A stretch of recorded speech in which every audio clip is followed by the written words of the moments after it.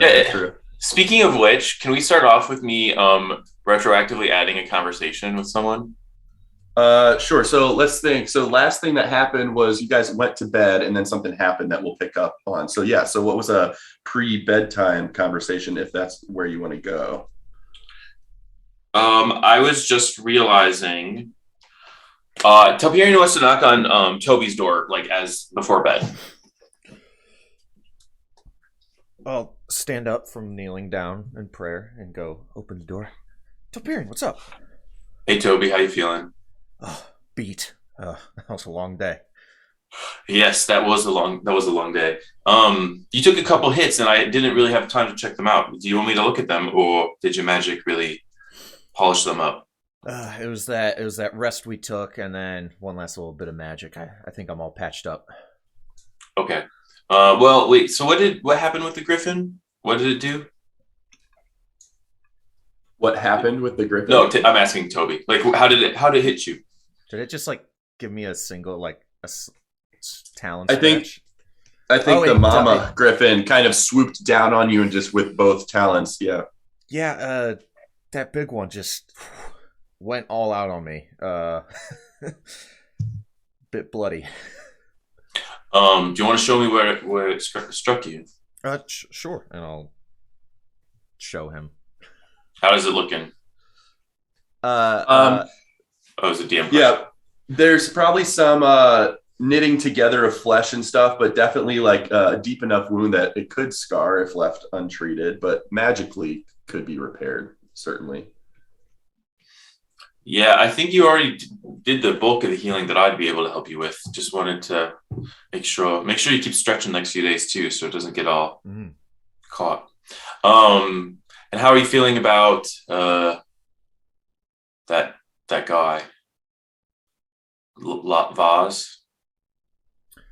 You still feeling stressed out about that? It's it's less stress, and it's more just it's giving me a lot to think about. Um, Because did we ever end up unpetrifying any of his remains that were shattered? The little bit One of his flesh. one chunk of his torso that had his leather satchel on it. Yeah, because it's weird because I don't know. I'm kind of hung up on this life or death thing in my head right now, and I think while he's petrified, That he's fits. still alive, but he's not in any situation where he could be brought back to life. If it makes you feel better, I probably killed him myself when I unfroze part of his chest. So I don't know that there's any part of him really left. Mm. At least that's my take on it. Yeah, I don't know. Just giving me something to think about. I feel a bit guilty, so it's giving me something to think about as well. But anyway, just wanted to check, make sure you're feeling all right on both counts. So that's all. Appreciate you checking in on me. I'll give you a pat and I'll leave and go do my meditation. Awesome. And so you all kind of settle down for the night, accomplishing various things. And obviously, most recently in your adventure, you just finished your very long day after kind of completing a quest for Beck of the Ebоnclad to find and retrieve a few Ember Lotus plants south of Ostenis. Your route brought you to a coastal cavern, which contained many of those plants, as well as a basilisk. You fought and slayed it, harvested the plants, even saved a few mercenaries that had been previously turned to stone.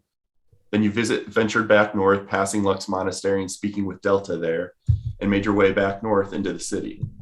Grabbed some dinner at the Castle and Cask Inn, went searching for Damien Hart, the half-elf gentleman you met the previous night, meeting instead his assistant, the elderly gnome, Art Bartleby, informing you that Damien was not home at this time but was on a job in another city.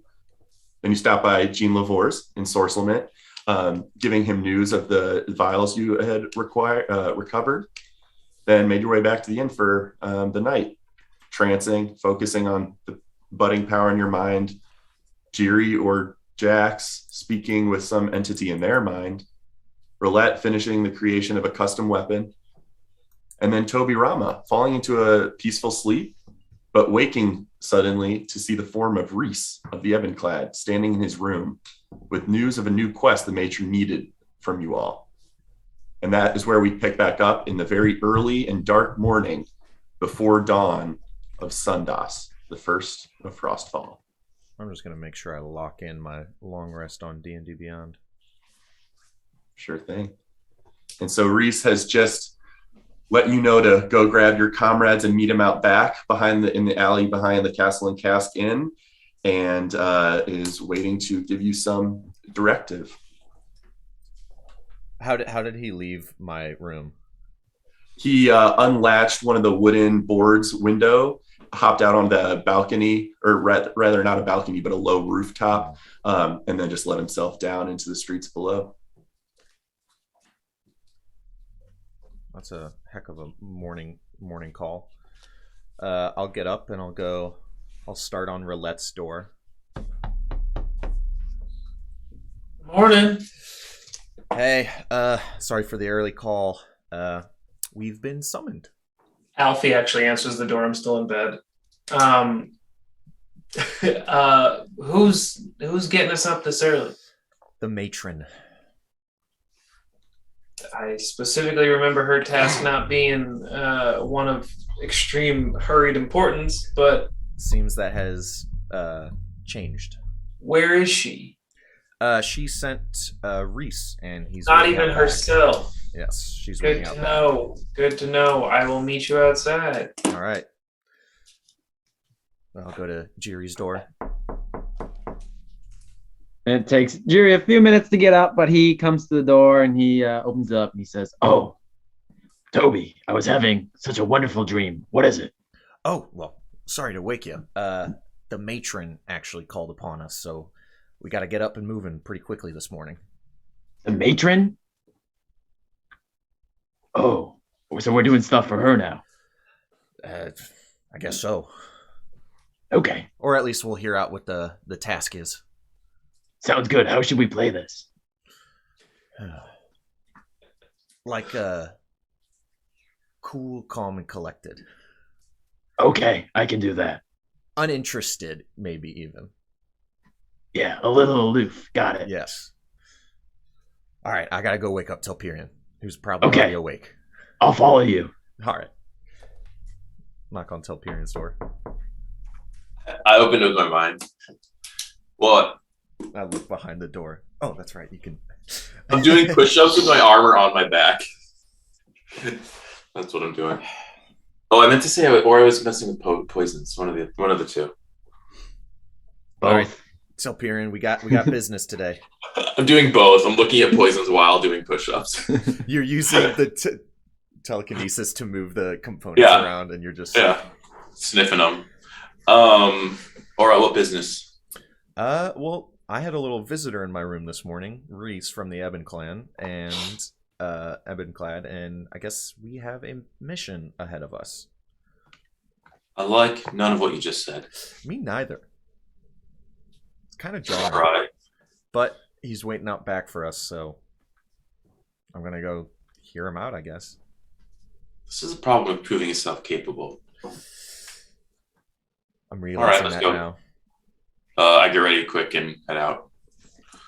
Telperion, remember, we've got to play this aloof. Which I'm sure you're good at. Yeah, pretend I forgot what aloof meant. Oh, like we're... yeah, sure, we'll do this thing for you, because we totally care about it. Yeah, just be cool. I got that. I'll try not to care too much. Perfect. Well, as you kind of all get together and gather your things and step outside of the establishment, do you go around back? Yeah. All right. As you kind of proceed into the very dimly lit back alley, you can see a dark figure standing there, hood up, partially obscured in the darkness. There's like fading starlight illuminating the area, but it's still dark. Definitely no colors of dawn even peeking up from the horizon yet. But as you guys kind of approach the figure, Reese pulls back his hood, the familiar bald human face, and greets you all. "Hey, there you are. Hey, thanks for meeting me. Don't worry, this won't be a frequent occurrence, and I don't think the matron's too interested in forcing you lot into service much longer. So I suspect this may be the last thing we need from you before we cut you loose. But this will be quite the task, and the pay's no joke. Do you have that letter the matron gave you? The one that we were meant to drop off at the heap. Aye. Yes, we did not complete that task as of this moment. Apologies to the matron. Don't worry about it. Could you give that over to me?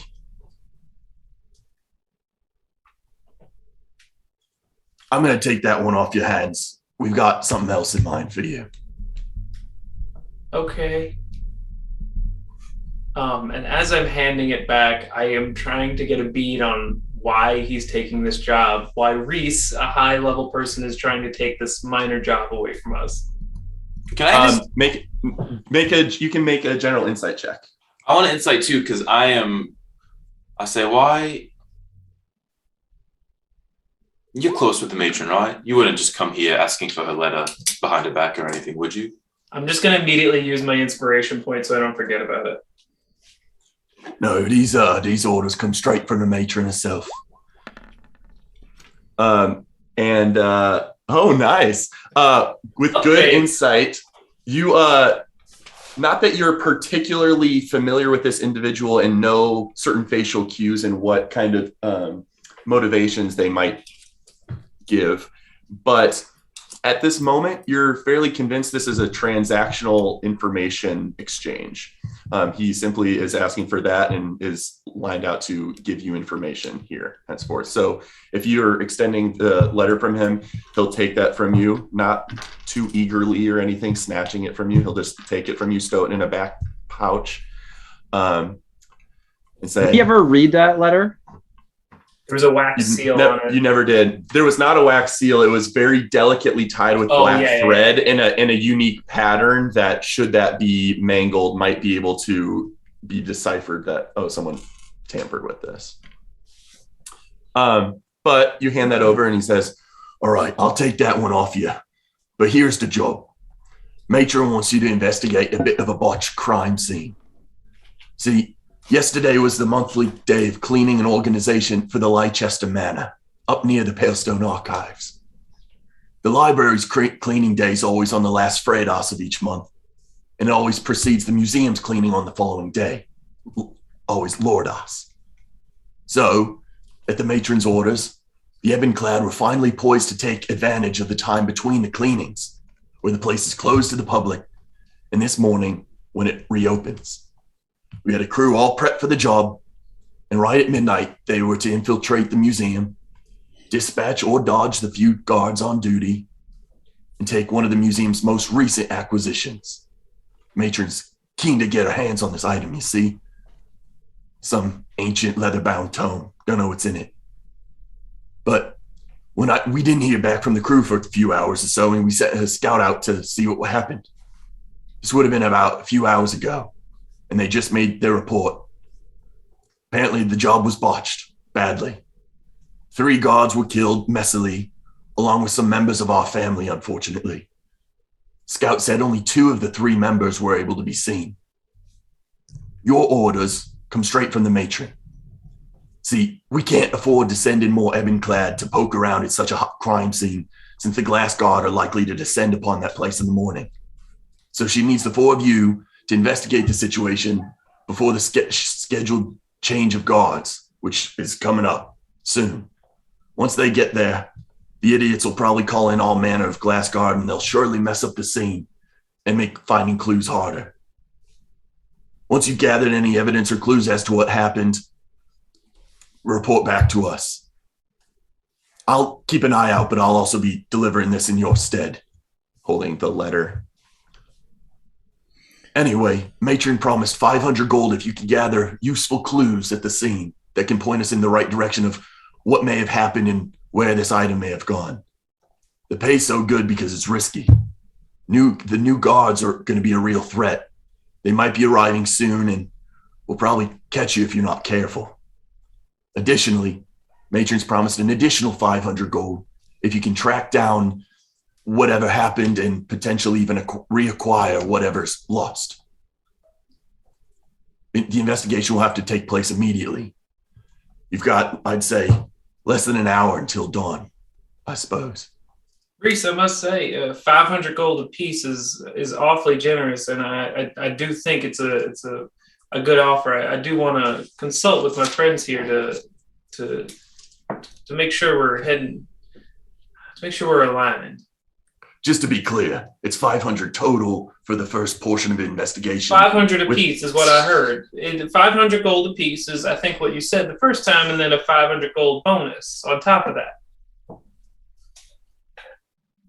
You can negotiate further with the matron upon completion of the job, I suppose. What do you want to talk about? So rude. But anyway, matron seemed to be urgent about this one and seemed to indicate she wouldn't need your services further. Let's get it over with. So the tome was not there or taken already, or is it still there and you're just trying to see why this went south? Well, the tome was the mark and what we tried to go and steal. And the scout that was able to glean in through the window a scene of bloody mess of 3 dead guards and 2 dead ebon-clad, along with numerous smashed display cases. We're assuming the job was botched and maybe someone got away with something they shouldn't have. So primarily it's to investigate, see what happened, and then track down that tome if it's missing. It's apparently quite the item. Leather-bound, cast in brass on the front. The face of the cover is an intricate metalwork of a dragon's skull. I suspect the matron knows more about it, but unfortunately I'm no help there. So there's the 2 dead ebon-clad. Is everyone else accounted for from the crew that was sent in? Wasn't sure which of the 2 of our 3 members it was, but he saw black leathers surrounded in blood from a distance. Potentially our other member is in there as well, just in a different location than was visible through the window of a rooftop across the alley. You give us names in case we find this person. That way he will trust us, or she, whoever it is. Of course. There was Gritta, halfling, female halfling. There was Elgar, a dwarf, and there was Rikul, human. Those were the three members that we sent in. Rikul? Yeah, let me send them here. Okay. Gritta, the female halfling. Elgar, the male dwarf. Rikul, the male human. Spelled Elgar's name right. So did I.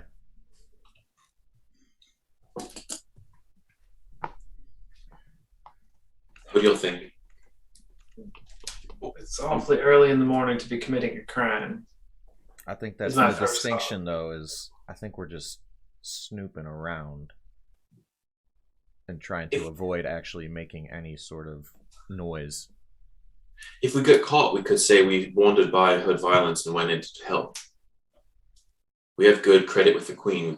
We could act like we're glad to see the Glass Guard arrived. Yeah, I don't think we have any reason that the Glass Guards show up and we're in trouble. We're going to be inside a restricted building, aren't we? Yeah, we heard violence. We went in to help. Can you tell us more about this building? Like, who lives there? Like, how many people? How large it is? It's a small manor estate right near the Palestine Archives. No one actually takes residence there, but they maintain this place with various staffs that serve the place every day. Palestine Archives and the Leicester Manor they work in tandem to display or house valuable artifacts or items that may be valuable from different cultures across history. Simple 3-story stone building. We should go soon if we're going to go. We should. Is it connected to any other buildings? I don't believe so, no. DM, quick question. Can you just very quickly recap? So it was $500 to just like figure out what happened, and then 500 to what was the additional? 500 to gather useful information of what took place there. An additional 500 if you're able to acquire what they believe is probably maybe no longer there. If someone like The book. yes, the book, the tome, for Okay. recovery of the tome.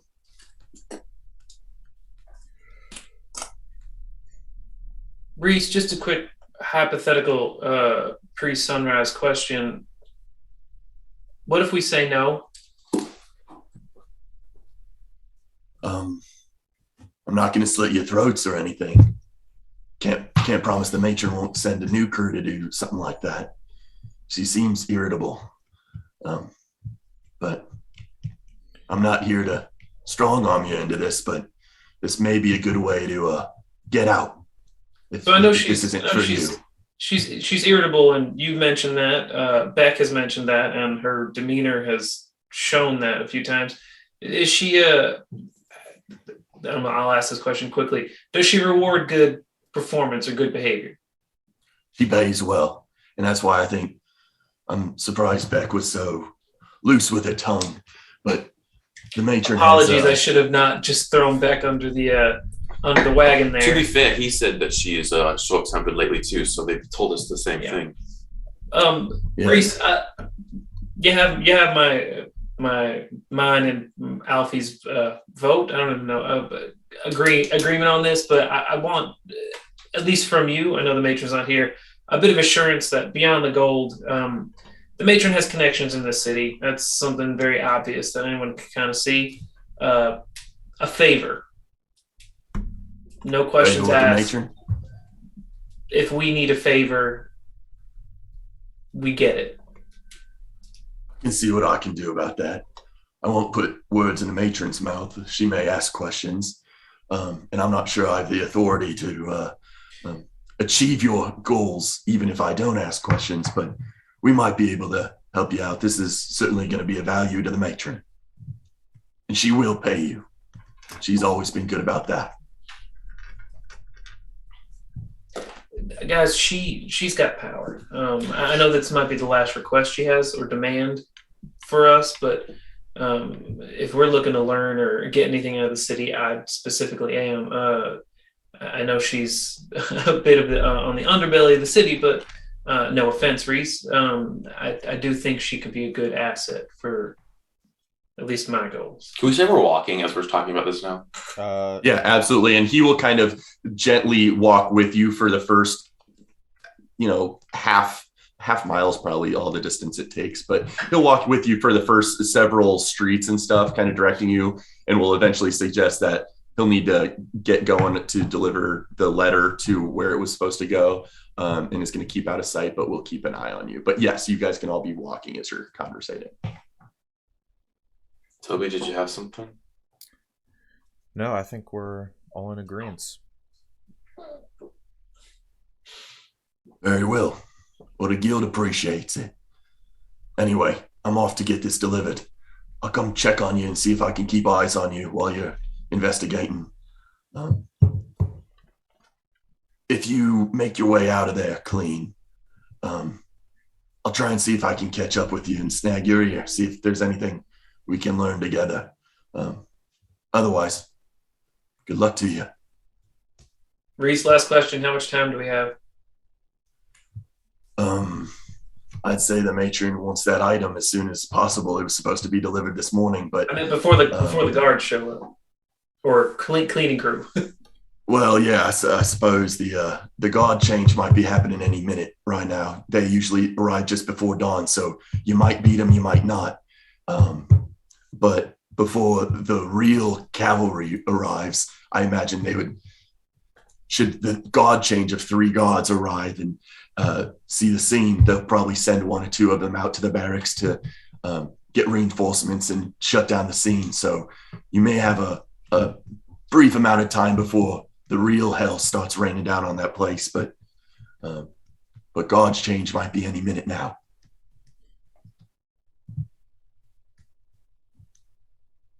Let's go. We'll get Get going, you lot. I'll see you when I see you. And he will duck down a separate alleyway and allow you guys to make your way toward the Palestine Archives.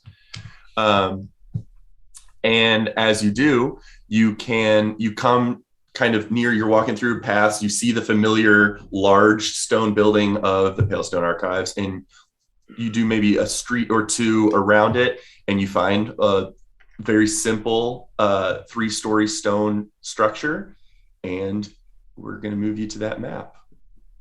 Really like this map. Right now you are not in the building, but this is the general scene that is able to be seen from nearby windows, or kind of casing the place will get you the very vague general layout of this place. Are there any buildings?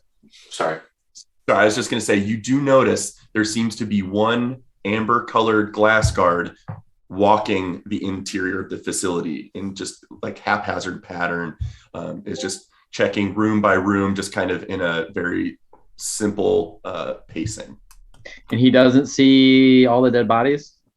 Yeah. Unclear if he's like paying them any mind unless you investigate further. Do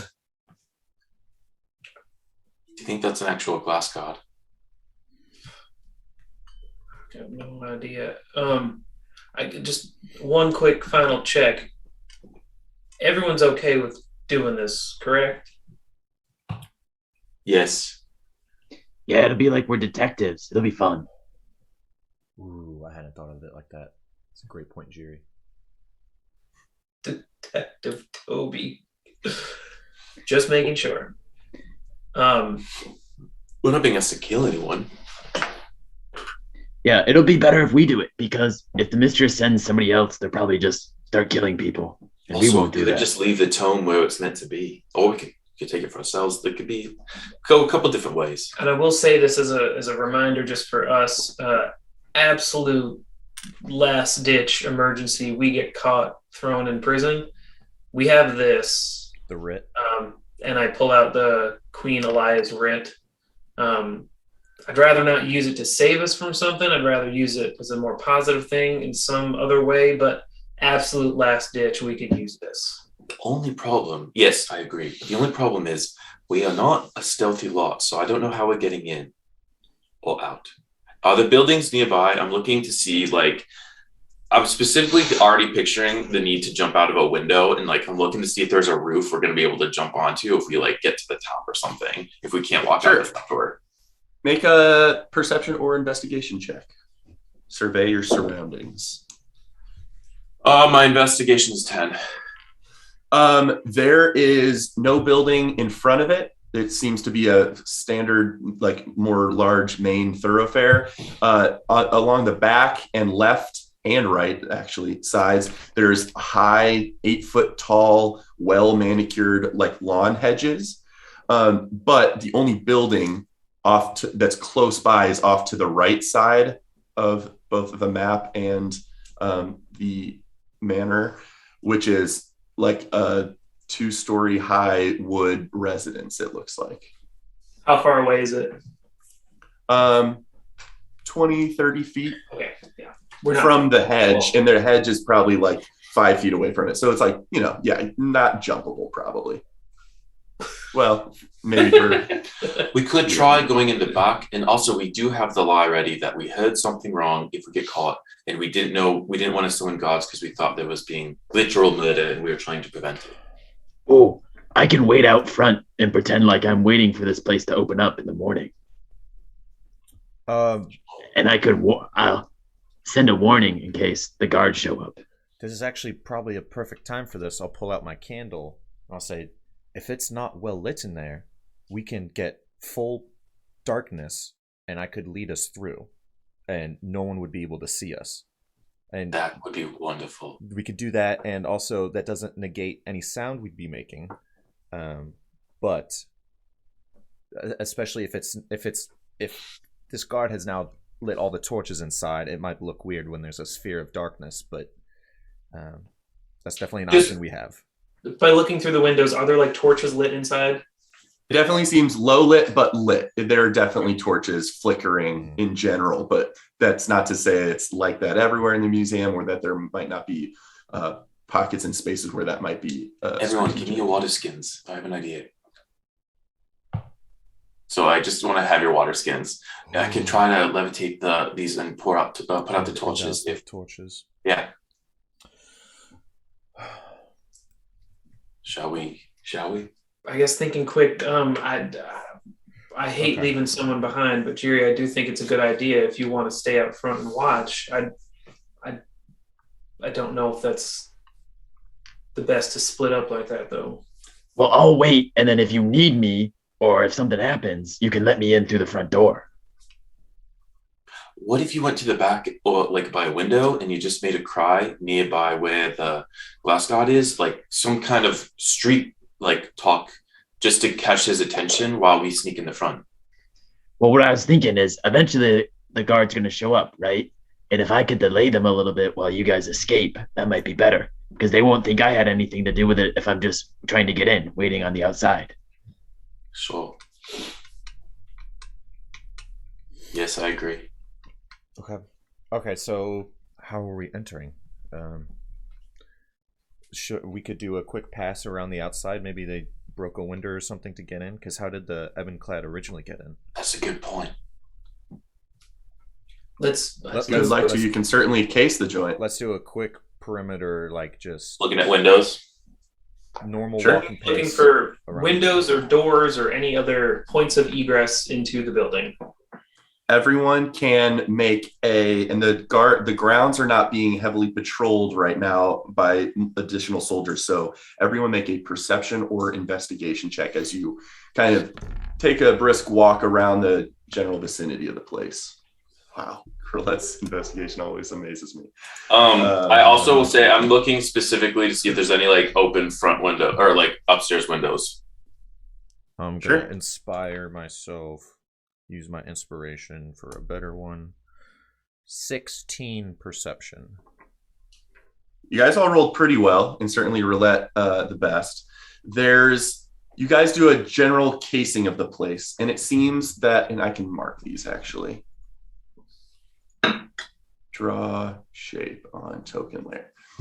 There seem to be various windows, some stained glass, some simple wooden shutter doors that have been closed and latched.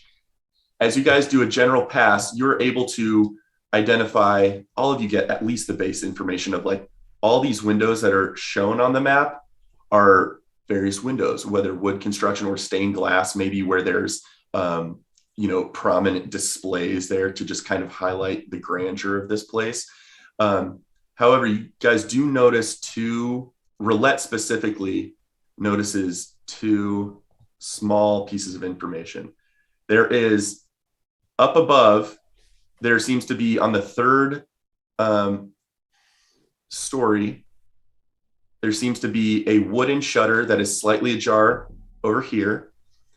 And there seems to be another wood shutter that is not ajar, but has a loose hanging latch lock right here, which is actually closest to the nearest building.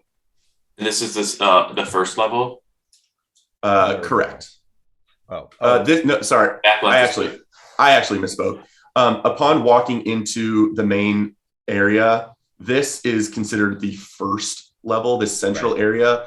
Both of these sides are raised elevation, so they're the second level. That makes sense. And then at the back, these staircases they look like they go down, but in my head they go up to a small section of the back of the building that's a third floor. And where are these windows to? First, second, or third? This one is the third. This one is the second. How high is the second from us? Probably 15 feet above you. Roulette, you think you could climb up there with a boost?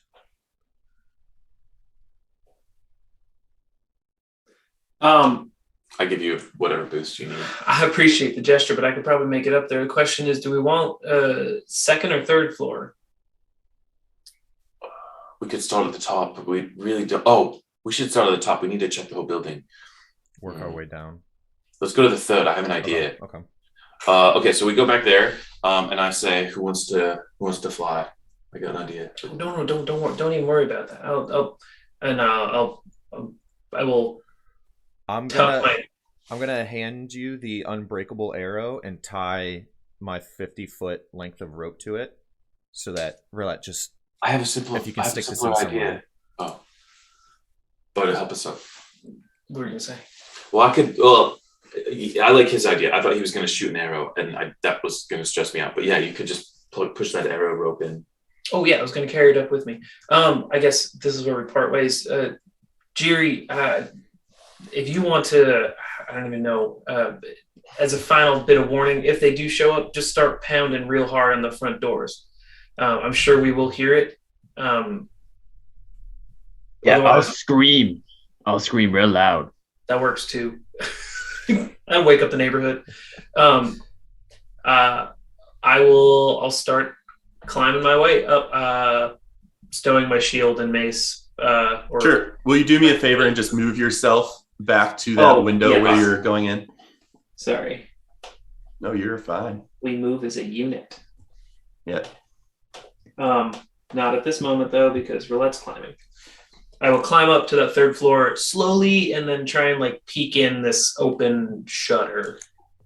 You have you're an adept climber, but still make an athletics check just to make sure that you can find valuable hand purchase holds to wrap your fingers into very easily. The stonework is old. Some of the grout in mortar in between it has kind of eroded, and you're absolutely able to wedge your fingers into stone gaps enough to pull yourself up. Like using the arrow too as like a Sure. heighten to climb. Perfect. You climb up 15 up to 22 or so feet in the air to the third story, and you have arrived at the kind of windowsill stone lip where these where this wooden shutter is slightly ajar. I would like to pull up and very slightly peek in. Sure, make a perception check. I'm getting ready to send Toby up after. Jesus, with these rolls. Yeah, easy enough. There, it's dim light, but is no problem for your vision. There's torches off to the far ends of the room that are kind of generally lighting the space enough for someone not to trip and fall at like a guard patrolling the area. But it is a dimly lit, well-furnished room of statues. And this is the floor we can't see on the map, right? This is like one up. Correct. Gotcha. Correct. I will, and nothing moving, I'm assuming, just torches and statues. Nothing moving. I will pull myself up in, and I will wedge the arrow somewhere off to the side. I think we're good up here. If you guys want to start climbing up. Toby, go up. Is this the general shape of what the third story would look like? Or I would is say bigger? it's a bit bigger. I don't know if I have the ability to. Yeah, let me do this. Jerry, you got your lies ready? Oh yeah, I got a lot of good ones. They're not lies. I'm gonna Yes. only tell the truth. Yes. I'd say it's something like that Okay. up on top. Neat. All right. I'm gonna start climbing up that rope. Just Sure. so Critter, just so DM knows, I'm ready to telekinetically catch someone if they fall Okay. or are slipping. However, you notice Toby Rama very easily scale the wall. I'm not going to require a check with the aid of the rope hanging. So you are able to hoist yourself up and you make it to the windowsill. I don't know if I have to speak to Alfie for this. Is it telekinetic? I don't even know. Telepathic is the word I was thinking of. Alfie, you're staying down there for this. Do me a favor and just watch the back of the house. Jiri's got the front. If anyone comes, I don't even know. If someone comes sprinting out, Zappo. Yeah. If anyone seems like they're gonna hurt you, just magic missile them. Tell him to come find me if he. And go find Jerry if that happens. Good idea. Okay. So I'm leaving Alfie below to just do like a rear perimeter walk. Perfect. Give me an Alfie perception check just as he patrols the area for the next duration of time. And then Jiri, what are you standing outside, just kind of up the front steps, just kind of aimlessly pacing? What's kind of your general demeanor right now? Yeah, I'm like pacing around and making it seem like I'm waiting for like the door to open. Every once in a while I'm going and like maybe trying to peek in through some windows that are near the front door, but I'm kind of just pacing around the front and then keeping an eye out for anybody that might be like approaching the building. Oh, Jesus. Perfect. You can also make a perception check.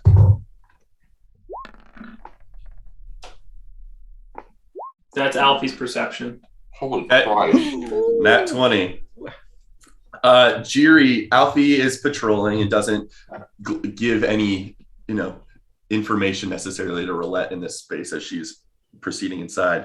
Jiri, you do notice that just cresting over the horizon, you're starting to see a little bit of color shift as dawn is approaching. You do also notice that there are people outside, not like crowds by any means, but every once in a while you'll see like a person walk down a street or maybe a drunk kind of stumble through an alley. Like, so it's still a large city and it's still alive. It's not desolate out here. But those are some little bits of info you get at this moment. Okay, I wave to people. You know what I mean? Like try to get their attention. You're very above board right now. I'm just trying to see the museum. Yep. Okay. Perfect.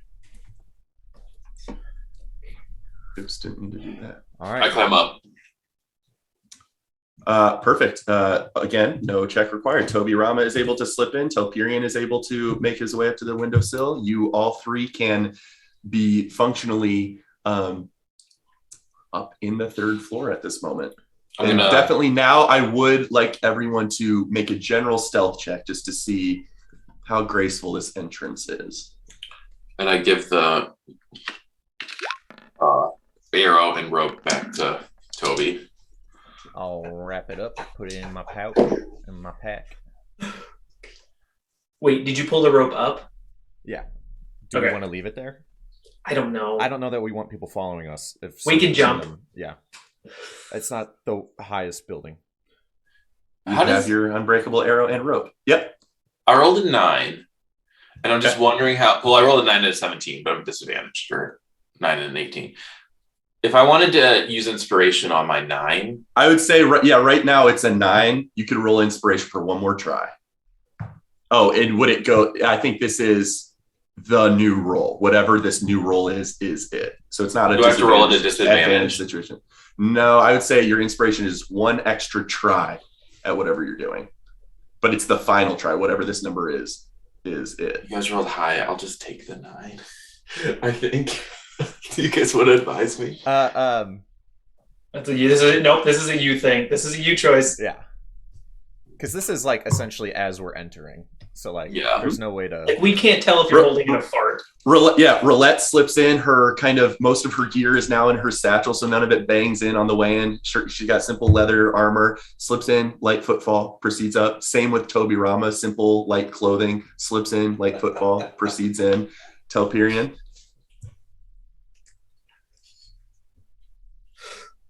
I'll take the 9. I think that's a good call. Okay.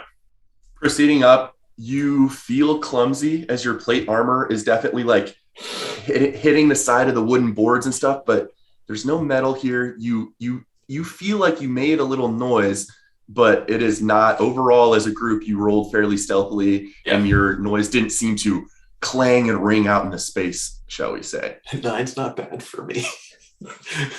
Let's see what you are all inside on the third floor of this museum. I'm gonna start briskly but with light feet I want to make a pass around the room. I'm not really interested in what's there. I want to look for signs of disturbance up here. Is anything pushed over? Is anything clearly shifted? Are you taking a quick pass, or are you spending a little more time looking in nooks and crannies and stuff? Quick pass. Okay, perception check. As soon as Toby starts to step away, Toby, do me a favor. Just hold on for a quick second. Okay. And I take out like a set of tools, and you guys seen me use these to cast the identify spell a couple of times. But I like flip it around to the other side because it's a multi-tool. And I'm going to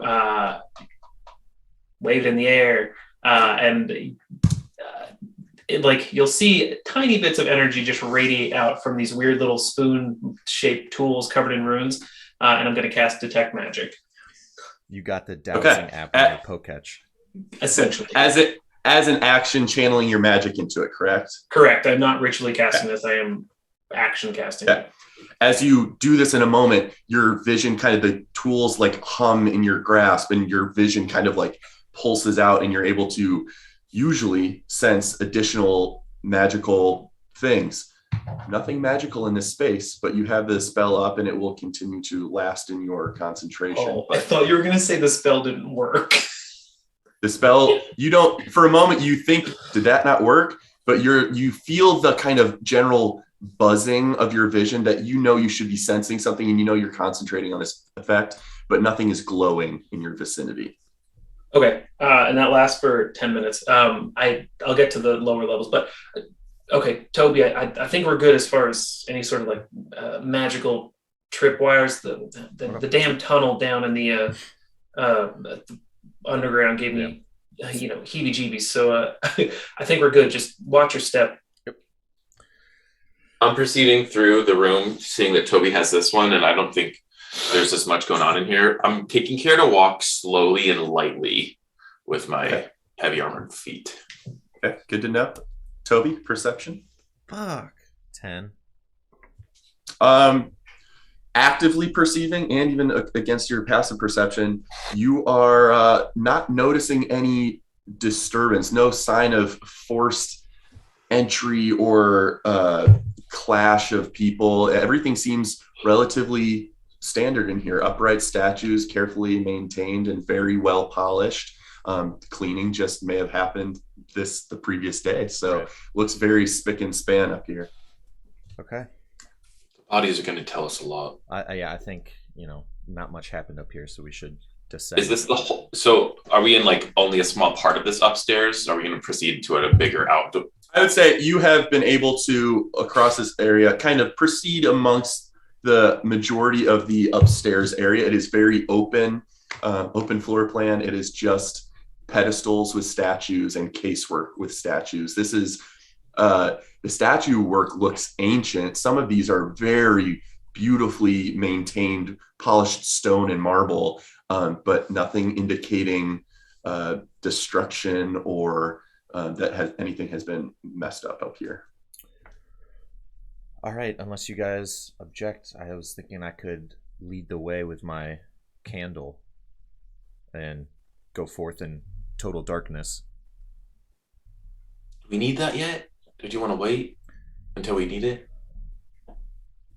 I think it's going to stand out like a sore thumb down there because it looks like the torches might be lit. So I think it's a good emergency plan. I do want to keep that thing handy because it's a good kind of the hidey hole. If this top floor is in any indication, the whole space seems to be dimly lit, but an orb of darkness would be noticeable as it shifts around location. Right. While the torches are lit. Toby, feel free to lead the way, though. Yeah, I will head. Which staircase do I want to head down? Toby's leading, and I want to levitate my bottle around and douse out a bunch of torches real quick.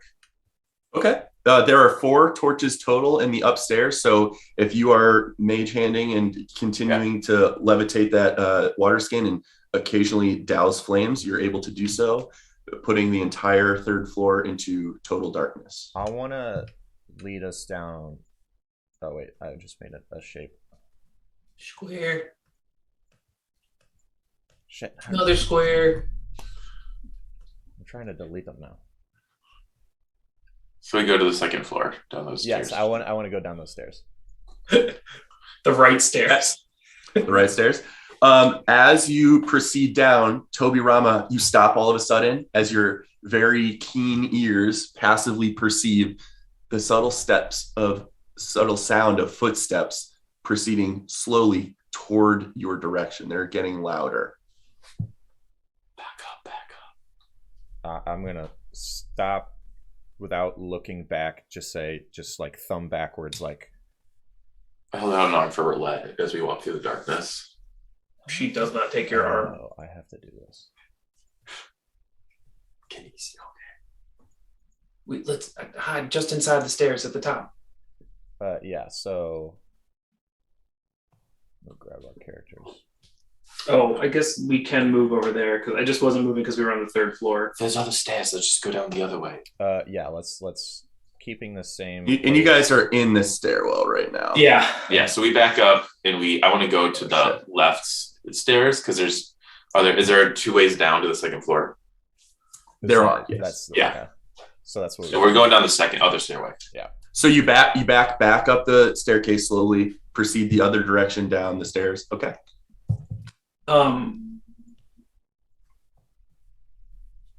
Because what's your name? Telperion. Telperion reached out. I will say both of you do notice that Roulette does not need help walking through the upstairs and finding her way to the other set of stairs. Toby Rama also has sure-footed steps, seemingly not inhibited by darkness. Don't you have shitty human eyes? How can you see right now? Are you asking me this right now? I whisper, yeah. Telperion, it's fine. I can see. I grew up like in the mines on the mountains. I can see. Okay, all right, I guess. All right, and we'll just slowly head down here. I nudge Toby to the front of the line again. As soon as you crest kind of the edge of the staircase leading into this other area, you once again hear the subtle sound of footsteps as the guard continues making his rounds, seemingly just on the second floor, but is now again very near your location as his footsteps are increasing. Should we just fucking knock him out? DM, is my detect magic picking up anything now that I'm getting closer to the second floor? Good question. Let me look at the wording of the spell because I know it pierces some amount of stone, but not all amount of stone, and I want to know what this says.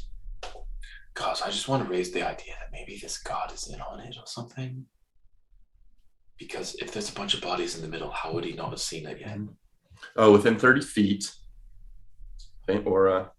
Most Blocked by barriers. 1 foot of stone, so I'd say I probably can't through the floor. The stonework is a standard 10-inch CMU block of wall. So you are sensing just general, the buzzing is kind of extending through the wall successfully, but still no register of magical auras in your view or senses. Got it. This guy's probably just on patrol. He didn't go upstairs after us. He's probably not here. Let's just hang out in the top of this. Yeah, I guess, yeah, we'll hang like at the immediate corner, like right here, Sure. and see if he passes. Sure. You guys all kind of tuck up in there a little bit. And he does pass. And as he continues through this room and then down to the lower level, you guys all kind of hear him grumbling under his breath. Leaving one guy behind to freaking take care of this mess. What am I going to do if people break in here? Hopefully they get back soon. He probably sent other guards to go warn others. It's my immediate thought. Okay. I think we should just kind of spook this guy. If we want to be in total darkness and have Telperion just periodically extinguishing flames, he might just say, "Nope, I'm out." I think he's working for the matron. Oh, that could be a thing. But does he look like one of the guards? He is well outfitted in glass guard armor, standard amber colored breastplate and pauldrons, carrying a spear and an amber shield. How tall? Yeah. Roughly 6 foot. Okay. Can we see in your darkness?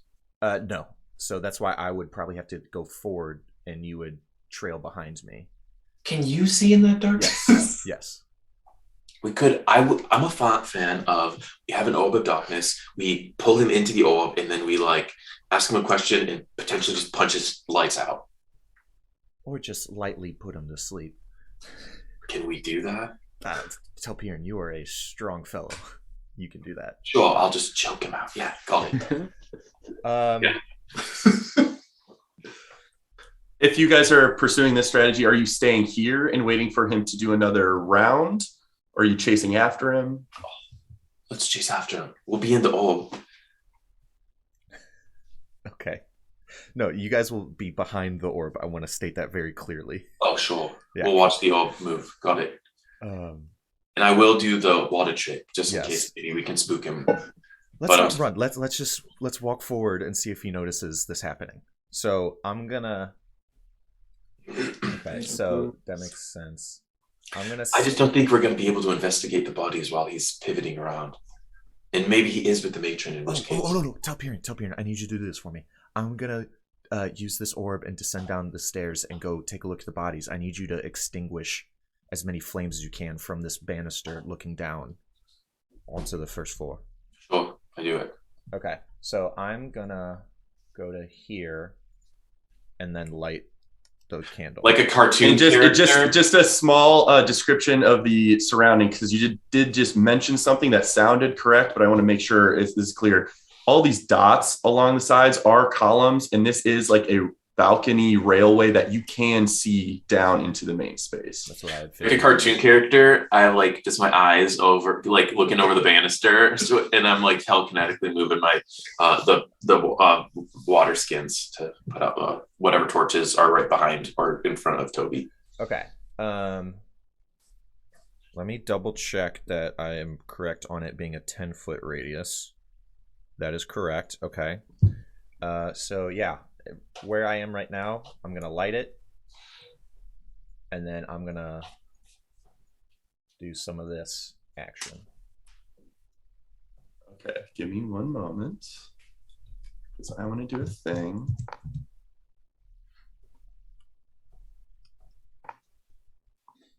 Why did that not show up? Curious. Token aura. It should be showing it. 10-foot circle tint save. It is not showing your aura. I see it. It's super opaque. It's super opaque right now. Oh yeah, you're right. It's just extra subtle. So I'll just make it black. Okay, there you go. So that should travel with you now. It is an aura on your character. So you light the candle of anti-light. You light the match, and a flicker of black flame takes place and immediately surrounds your surroundings with darkness in a 10-foot radius that you can still see in as if it were just pitch black in here, and your eyes have adapted to the low light. Before he goes, I want to say, Toby, will that work even if you're not holding it? Yes, I will still be able to see within it. If you feel me pulling at it with my mind, let me, because I'll move it to be on him in case he sees it and starts running away from you. Okay. You probably can't see the candle. That's fair. Probably can't see the candle. You are Roulette and Telpian. You're both peeking over the edge of this thing just to get eyes on Toby Rama. Okay. I got I'm getting one of my slivers in a hand. Okay. Just to clock this guy's belt, like his helmet. As you guys are kind of being more active in this space, everyone make another stealth check generally for me. Of course. You know. Jinkies. You okay? Your inspiration? I already used it. Yeah. Any chance I could have advantage because I'm in total darkness? Oh, you're just straight up. What was your roll, first of all? Natural one. It was a.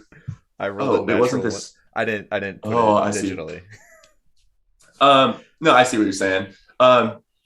You are absolutely not seen. So like there is an orb of darkness that is in the space and you are not seen. That is not to say that sound is not a factor. Tripping down each stair. Who wanted to bring it to us anyway? DM, I'll say for the sake of my 5, I have started. I'm like actively walking this way a little bit because I know that my detect magic is starting to fade, and I'm trying to just like. It's probably been 5 minutes. You probably got a solid another several minutes on it, but you are able to kind of trying to test the balance. Douse machine, try and catch up any area you can. I'm not trying to be quiet. Sure. Why. And you aren't, and you guys hear a gasp from the guard. Who goes there? But as you are able to keep walking, Roulette, you still are not detecting any magical auras in this space, surprisingly. But as the guard is continuing his patrol's not the right word, patrol. You missed a letter. And here's like a clang over here as something within an orb of darkness hits something slick and slides out and falls down one step. He immediately, his gaze goes over there and sees an orb of darkness, and now he's like slowly approaching with spear at the ready, shield up. Who goes there? I'm following the orb of darkness. I strafe to the left. I understood how he's now aware of what's happening. I'm not paying him any mind, and I want to kneel down, and I want to start assessing bodies, start assessing races, seeing if we're matching the halfling, dwarf, and human we're looking for. Sure. In this moment, make a perception check, because if you want to investigate, it may take a little more time perusing, but in this moment to gather sensory info really quickly in this magical darkness, go for it. 13. Rikul. 13. As this guard is approaching in, you can see him outside of your darkness, but he seems like he's looking around in the whole sphere of darkness, not sure where to look. You avert your gaze toward him and kind of focus on the mess in front of you in this central area. And you see 3 dead, slain glass guard, all in amber armors that is either shield torn away from their body, spear snapped in half, some kind of scuffle was here, and 2 smaller members, black leather forms of members of the Ebenclad, seemingly in this moment, probably a halfling and a dwarf. Okay. So Rikul's unaccounted for. Any bloody footprints leading away from this central area of the scuffle? In this mess right now, it seems like a lot of blood. Okay. Can I do something now? Yes. I want to clock where that guy is and then run into the orb of darkness and try to pull him into it. Okay. I want to try to grapple him. As you kind of, his aura is like just so he may see like a blur of motion just outside the aura's thing. And as he looks out, you dip into the aura and he like is taken aback a little bit, losing visual. Make a athletics grappling check essentially to grab this guy and pull him in. 17. I should grab this. I'm ready to do something once this quote unquote turn of Sure. combat ensues. I have something I want to say to him too. Fuck.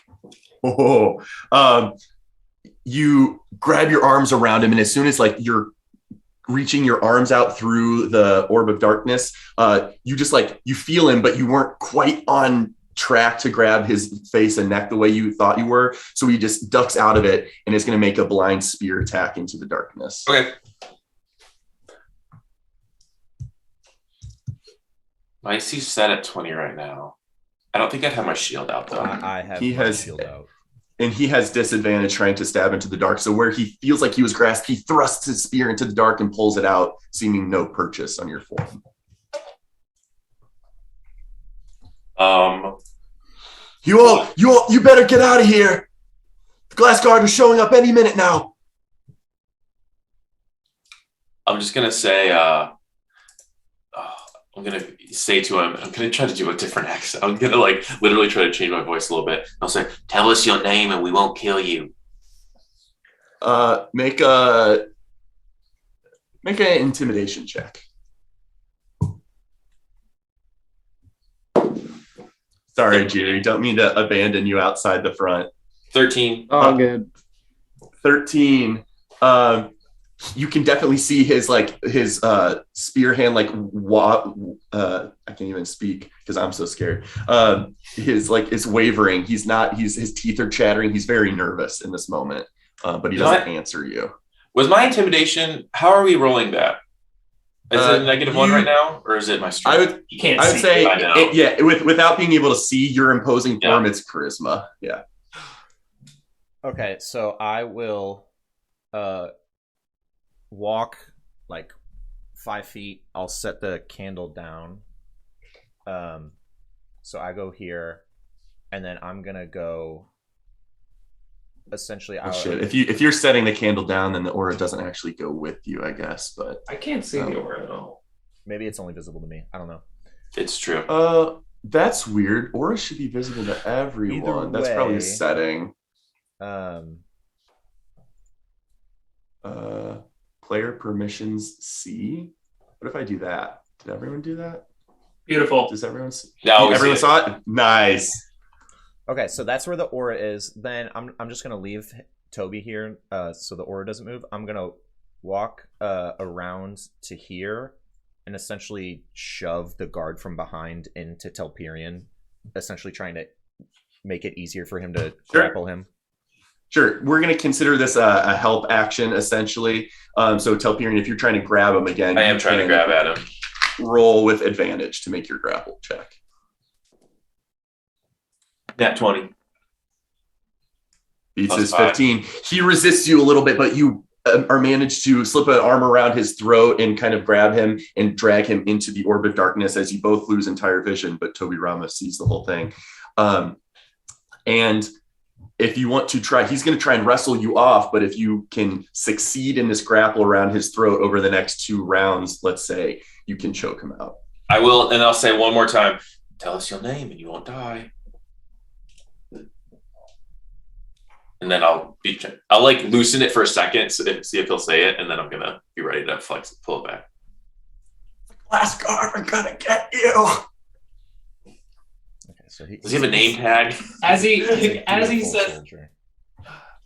says that, Roulette's just walking down the stairs, and I will say in a stern, not yelling, not quiet voice, Rikul, you think the matron would appreciate you attacking her newest recruits?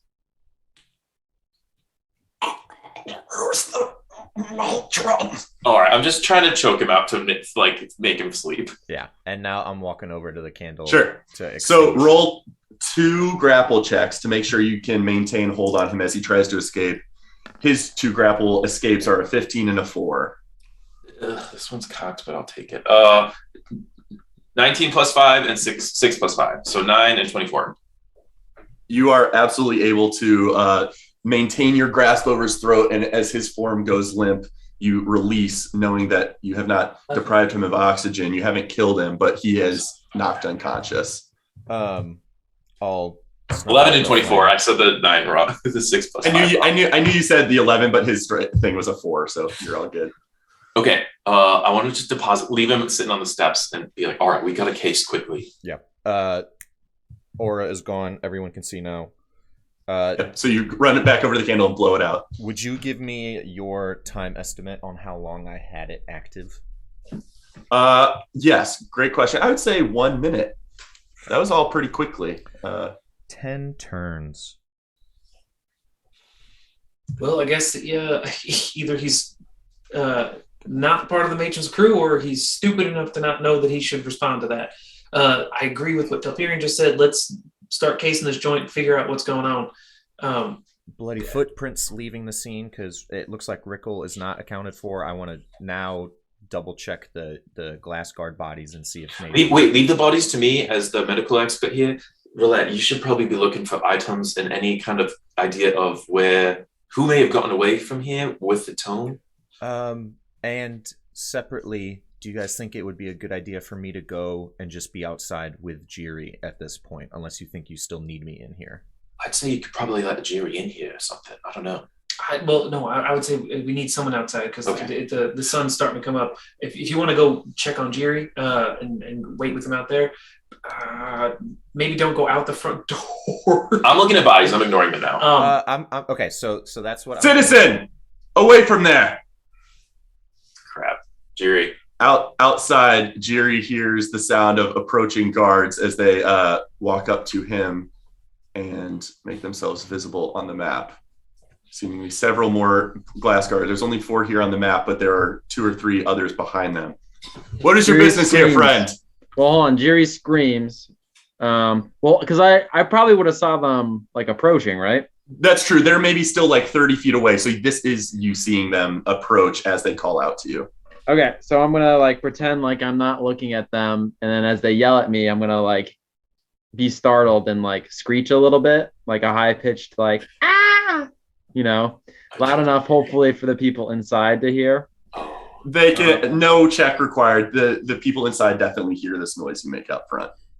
And I turn around and I say, "Oh my gosh, You guys startled me. Very intimidating, the glass guards are. Hi, how are you doing today? My name's Jerry. Please. Thank you for your name, Jerry. Please get away from here. The manor is not open for business, and we have matters here we need to deal with. Please go along to your abode. Well, hold on a second. So I was waiting to get in. You know when this opens? Shouldn't be more than a couple hours if it's not delayed for any reason, but we need to see to that now. Yeah, so I'm waiting here for some friends. We were supposed to take a look at this place today together. Just waiting for them. I was hoping you'd let me in, actually. I understand it's usually a busy day after the monthly cleaning, but please get on your way. You can come back later, and I'm sure it will be open on schedule. And like, how much have I stalled him? So yeah, exactly. So like, we don't need to role play through the whole thing, but make a general. I think this is like. I don't know. Just make a deception check. Stalling for time check.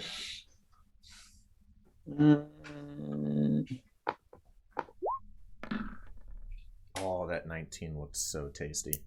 15? It did. 15 is still a very good roll, and you are able to, let's say, keep them occupied for 1d4 plus 1 minutes. Ooh. You were gonna say Browns, and I was like, "Fuck!" Woo! For 4 minutes, you're able to like almost belligerently, like you're not drunk, but just like very aggressively, almost too friendly, just trying to engage them in conversation. And they're definitely occasionally like, "Okay, we're gonna push past you now." "Oh, well, hold up," and like you just kind of keep talking about the hanging book on this conversation. Yeah. Yeah. And very specifically, I'm going to like. Once that 4 minutes is up, and I'm sure they're gonna like push past me and like head towards like the front door, I want to like go with them, so I'm like gonna be with them as they open the door, just in case I need to do something else. Okay. But the rest of you, with Jiri stalling out front after you heard a shriek from him moments before, you can kind of hear very hushed mumbling from outside, but seems conversation. So who knows if they're giving Jiri a hard time or trying to arrest him, but there's conversation going outside, and he might be distracting them for now. So you have a few minutes to kind of investigate quickly. I'm going to quickly shout out. Okay, I'm going to the front door. I'm not going to do anything, but I'm going to be ready when that door opens. I'm going to make my darkness, and then I'm going to run up the second stairs and get out that second floor hatch we had planned on. So I would say that or the third floor should be our plan of escape. Let's check bodies. Hurry. I think you and Roulette got that. I mean, I don't know. I'm doing. Roulette is sprinting off. Well, not light jogging off, doing a lap of the first floor with detect magic, trying to see, I guess, A, for magical things, B, for any sign of like what happened. Perfect. Make an investigation check, Roulette. Tell Piri make an investigation or medicine check for scoping the bodies? Yes. Actually, investigation's better for me. Oh, Christ, 12. So first of all, I'm looking at the bodies to see how they were harmed. Like it just looks like were these like two forces going at each other. Sure. Yeah. So Roulette, you doing kind of leaving the scene for just a moment to do a sweep of the area. Much to your disappointment, there doesn't seem to be anything freaking magical kept in here. It's all you're confident your buzzing senses would be showing you detections of auras and such, and you're not getting anything. So kind of reluctantly, you make your way back to this grisly scene and start kind of surveying the surroundings, and you'll get some info in a second here.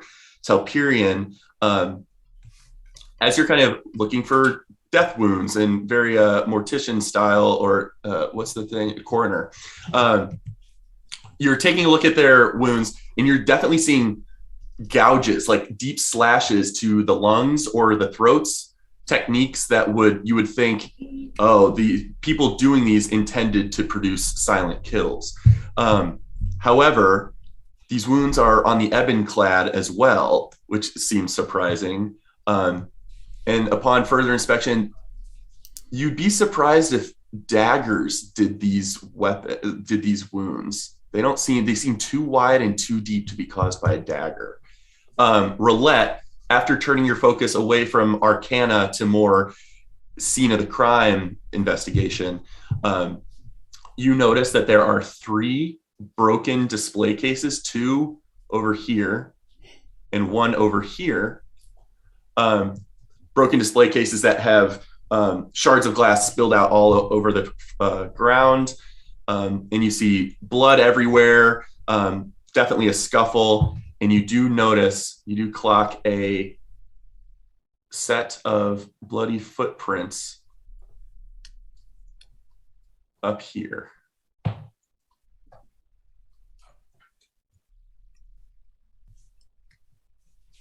Down below. In the broken display cases, is there any sort of, like, I guess from what I'm looking, anything missing? And are there any labels for like what was missing? Sure. So no additional check required. You definitely were thorough in your investigation. The 3 shattered display cases seem to be for a tablet of runic deep speech cipher, which illustrates and describes a heavily cracked and worn shard of stone slate with vague circular carvings on it, indicating theoretical, and the description goes over this as well, indicating theoretical abstract representation of what deep speech text alphabet might be, because it's a very rare language spoken by extraordinarily rare creatures, and there's no known alphabet or physical language for it. The other display cases for the scepter of some ancient frost giant king is actually on the ground. The slate stone is missing. The scepter of Iolias, this frost giant king, there seems to be a large scepter-length mace head just kind of on the ground, sitting amongst blood. So it is out of its display case, but easily accountable or accounted for. And the third display case is for a tome of the dragon horde, supposedly acquired from the long abandoned den of some copper dragon named Drusalarant the Fanged Temper, which also seems to be missing. That's a dope name.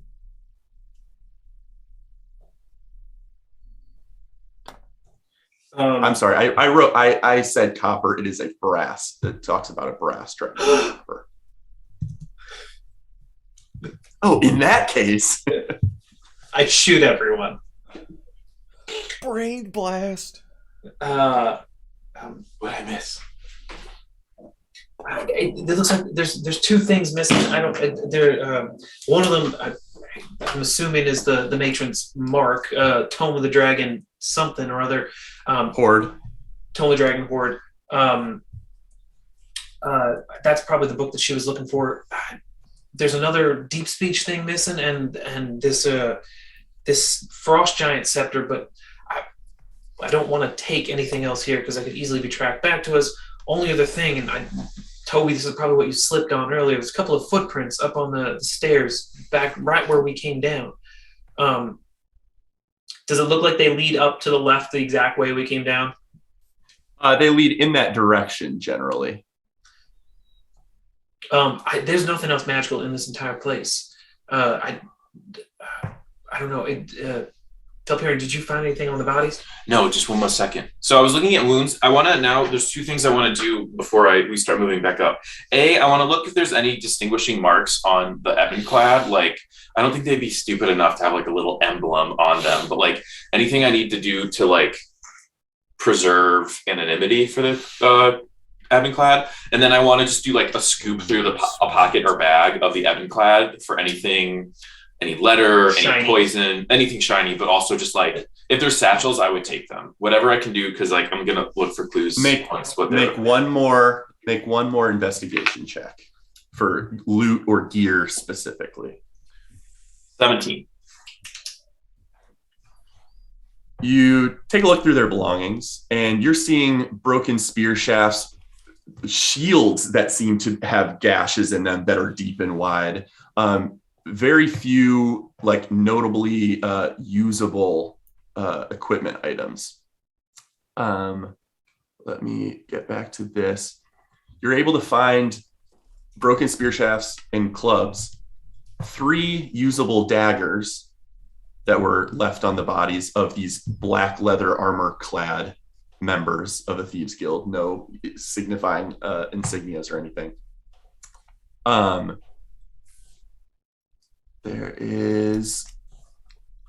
They do have pouches and satchels on them, noticeably completely empty. And as you're fumbling around, you cut your finger on something as you're like digging around in the situation. You wonder if you sliced your finger on a dagger or something. You look down, and there's a broken shard of glass that could have been missed with the kind of general glass work of the display cases in the area. But picking it up, it seems to be a very small half of an hourglass shape that is jagged and broken, and that's what you just pricked your finger on. Yeah. Holy crap. Everyone, they used Lavol's potion. Look, and I grab like the remain of the hourglass, and I'm going to tuck that away. What was that one for? We don't know. That was the third one that he had a guess. Oh, he did. Back. I can't remember what it was. We'll have to check. We'll have to check our notes later. Okay, so yeah, make a general intelligence check to see if you can recall any information Jean or Beck had given you about it. 21. 21. Oh, that was just me because I'm doing pieces. You take a moment to remember what that may have been, and I forget if it was Beck or Lavore himself that gave you an indication. I guess it was Lavore. Gave you an indication that when he studied it, he wasn't sure of the exact functionality, but he thought it would subject your form to some sort of temporary transformation that would give you bolstered strength and agility. So maybe it got botched because Rikul, they got caught, and then he sniffed that potion, and then he accidentally killed everybody. But he clearly made off with the loot. So let's follow these footsteps. I'd say, yeah, let's follow these footsteps and Let's go out the back. As I go up the stairs following these footsteps, do I clearly see them going in left or right direction? You are able to, looking around where you suspect, you notice there's none in the direction of the tower window you came. However, I can never do this fast enough. Token layer. You do find this was maybe missed in your original survey of the place, but there seem to be some footprints that lead over here and are more distinguishable and untouched here, leading toward a wooden window that seems to have been pried open forcefully and shut. It is not, whereas this window was just ajar, but no sign of forced entry. And this one had a hanging latch that was loose. This one definitely seems to be rougher and you're noticing splintering wood. And it just like goes to the outside. Yeah, I pull back a little bit to see if it just goes outside.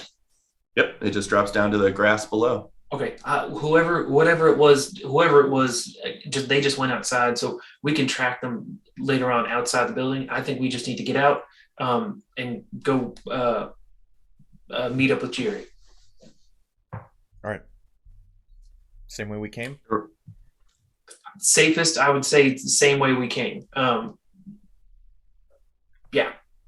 So you make your way back up to the steps toward the previous location. Mhm. Yes, Are you using a rope again to descend? No, because I won't have a way to get that back.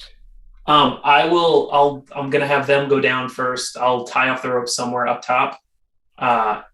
Then I will drop the rope. Then I will climb down. Attempt to climb down. Okay.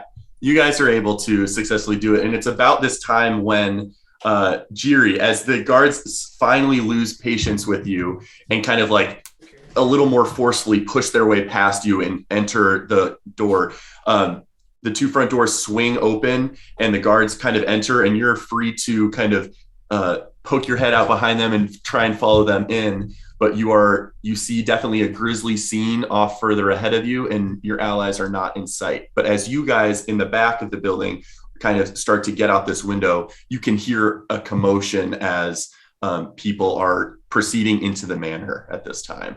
I will act shocked when I see, because I'm sure everybody's shocked seeing like the dead bodies. So I will act shocked as well. I'm not gonna try to like slink off, but I'm gonna like pretend like I'm squeamish about like blood and everything, and I'm gonna like pretend to like almost faint at the sight of all the blood, and then kind of just like fade away into the background.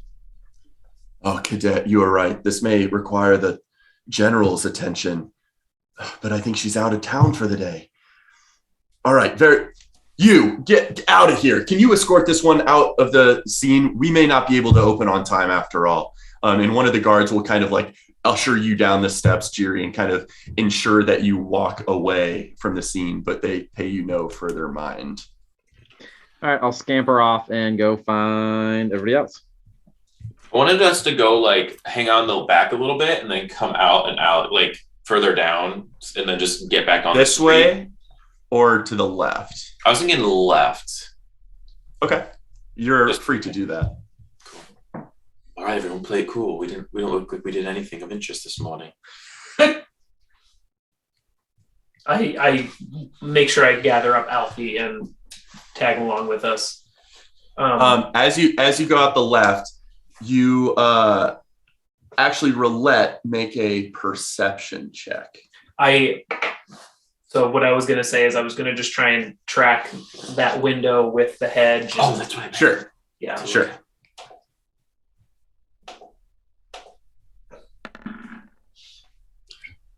Very good. And the reason this is perception and not investigation is you feel confident you're going to be able to find the footprints potentially that someone may have landed in the grass over here and went wherever. But what your perception catches as Alfie catches back up to you, depending on the area of his search, you notice a very small glint of red on the bottom of one of Alfie's little spindly legs.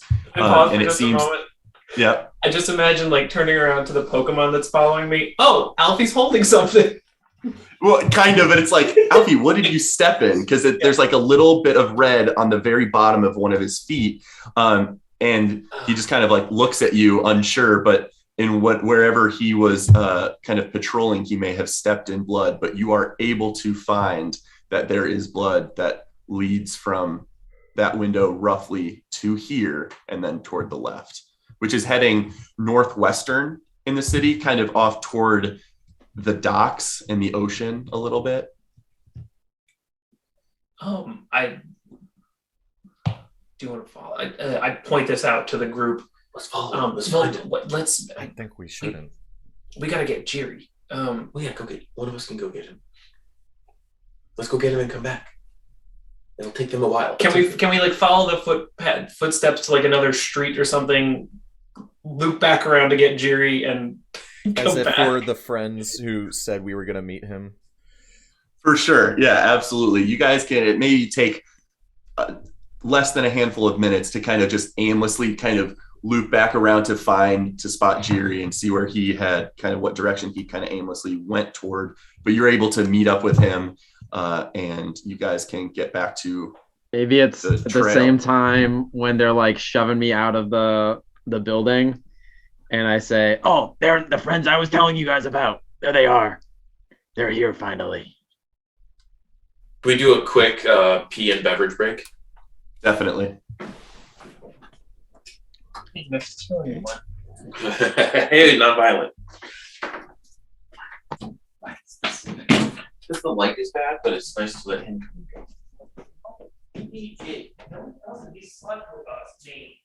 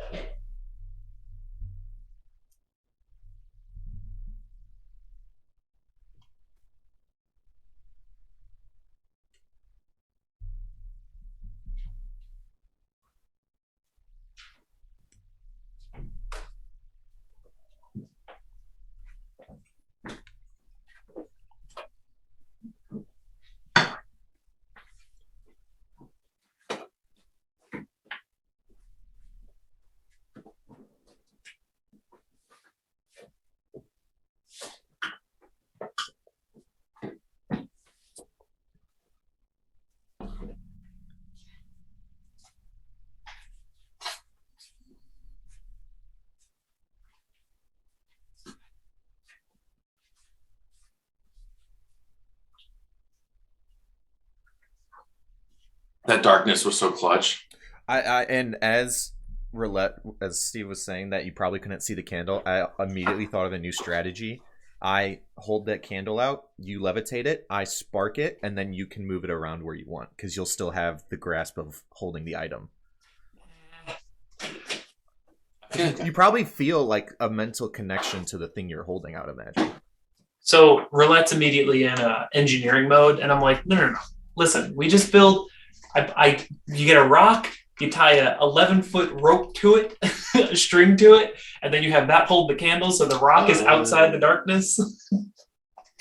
And you hold the rock and move the rock. So there's this orb of darkness and a rock atop it. Yes, that's brilliant.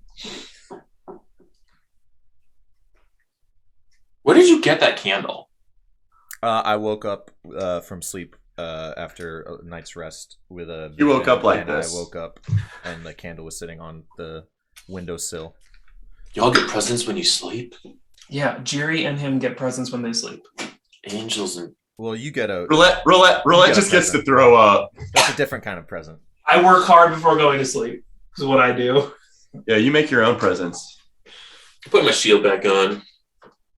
Is roulette going to become this world's version of Santa?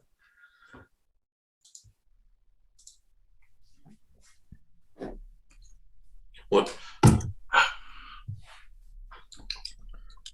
Call me Santa Claus, because at the present, I out-rap them all.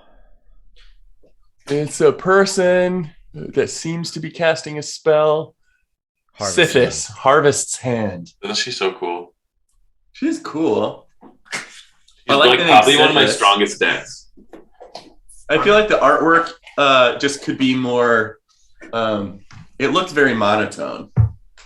It is. So this is an alt art version because they have the normal version, and then this one they make it like they design it so it's like the preparation stage. So like they write like notes, and then it's like sketchy.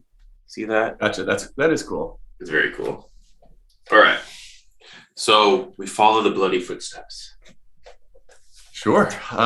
You're able to kind of go off in that direction, and as you kind of follow them, and it's hard every once in a while, you lose track of them.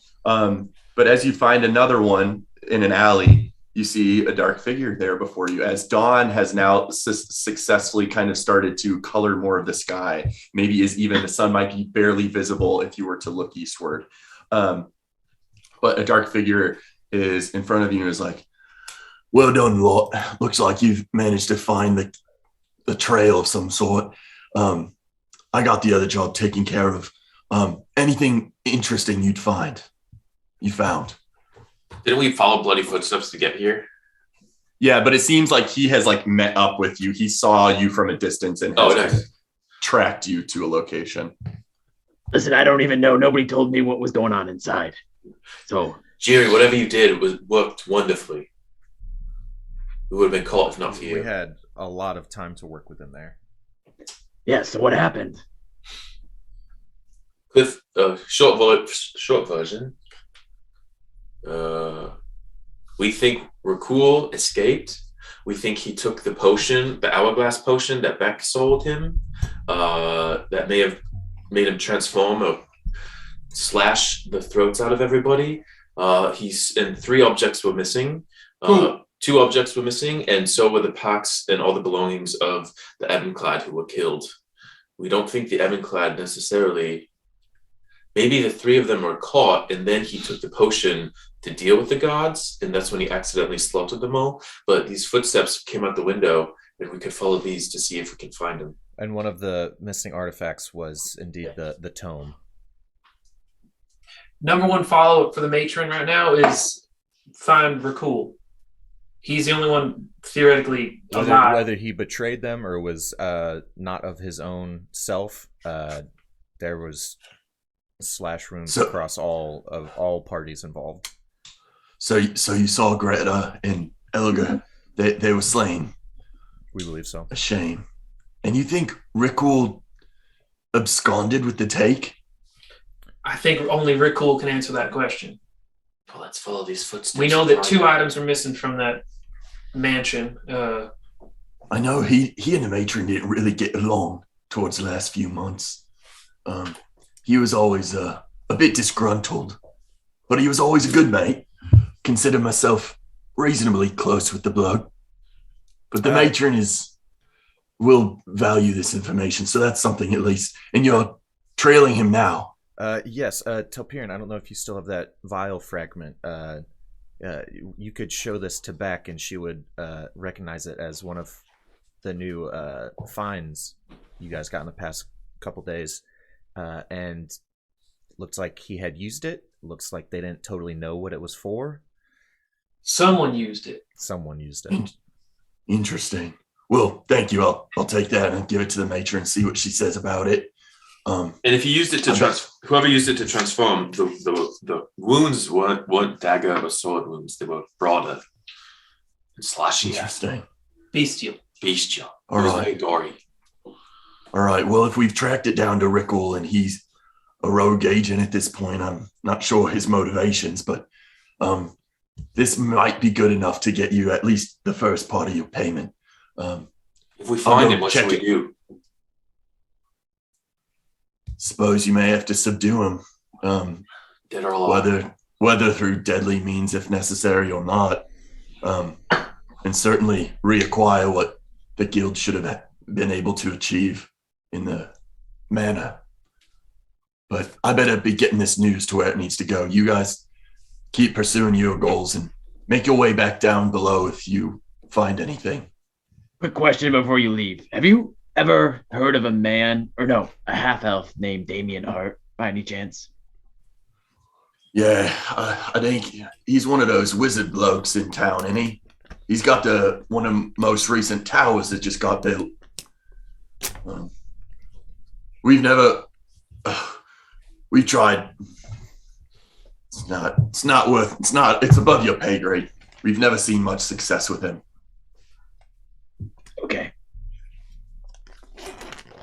Damien goes up in Telperian's book. Oh, shit, I was gonna do that. I found a perfect picture online of what Damien looks like and that I never got to give you guys, but I have that now. It's just not on these maps at this time. So next time you guys encounter him, if ever, you will finally get to see what he looks like. You didn't practice that Irish accent for nothing. one time NPC. Oh wait, guys, one thing I did learn. I guess the general's out of town. Did you guys know that? Elise? General Elise? The Dawn? Yeah. Noted. All right, let's follow this. Make a perception or insight check when you say that. Oh. Jerry does? Me? Everyone can. As you say that, and that information hits Reese's ears, see if you guys notice anything particular. 13 perception.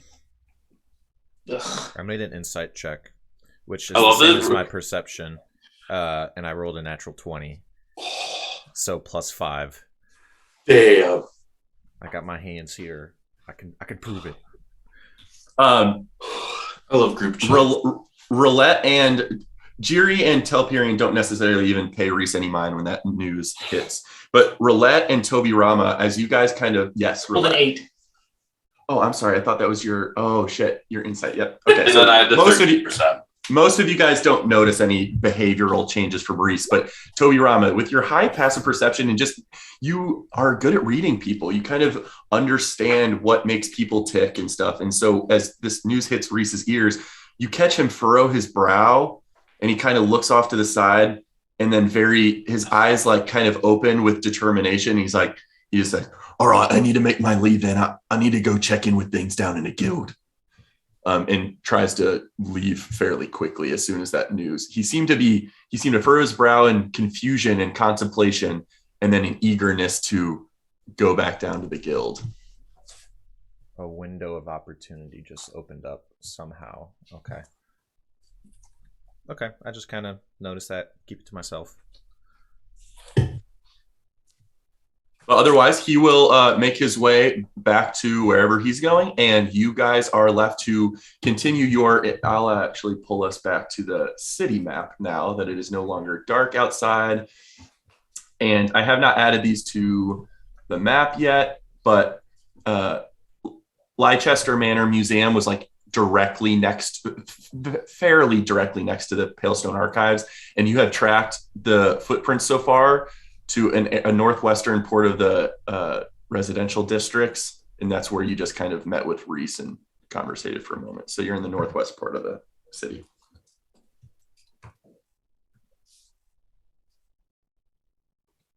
All right. Are we keeping after it? Yeah. We track the footsteps. So everyone can make an investigation check, or there can be 4 things here. Like you guys can all flavor something you want to do as part of this search, or you can just investigate or help each other investigate. You let me know how you're trying to, because the trail is going to be difficult to follow. There's not a consistent pattern of bloody footprints that leads forever. The gravel road and cobblestone kind of obscures it. You may get glimpses here and there, but eventually this is going to trail off and be harder to follow. I am going to be specifically letting the other 3 do what they want to do, and I want to be casing our environment. And anytime we're around groups of people and I see someone like spending a little too long looking at us, I want to do some thaumaturgy of just like a slight shout or like just like disturbances. So like someone like watching us would just be like, oh, never mind, I'll keep moving along. I just want to be on crowd control. Okay.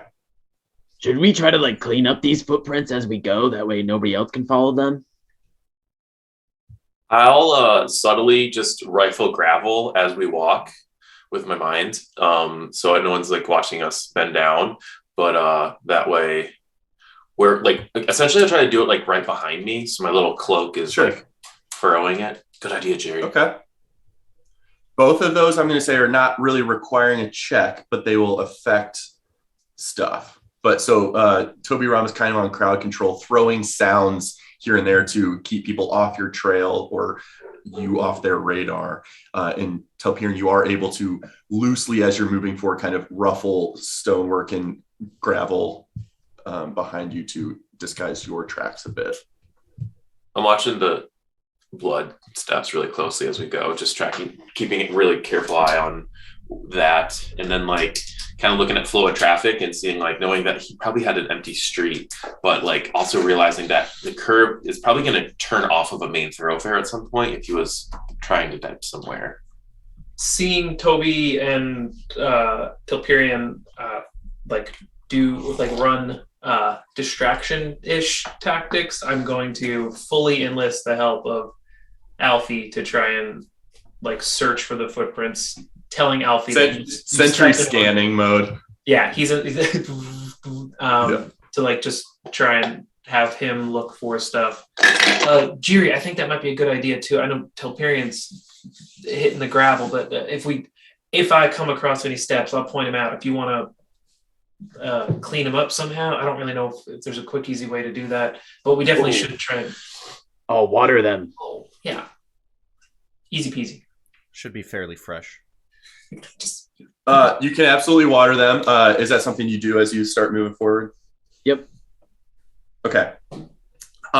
Definitely washes away potential specks of blood. However, there are definitely puddles of muddy dirt behind you when you do that.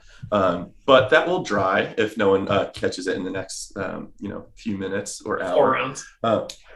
But this is better than blood, right?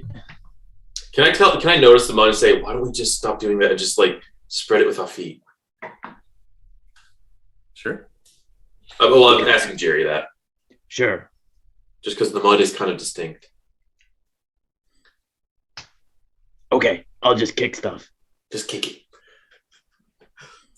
Okay. So with Telperian kind of looking for, let's say, Telperian and Roulette are both really looking for footprints or signs to follow. So both of you give me a survival or investigation check.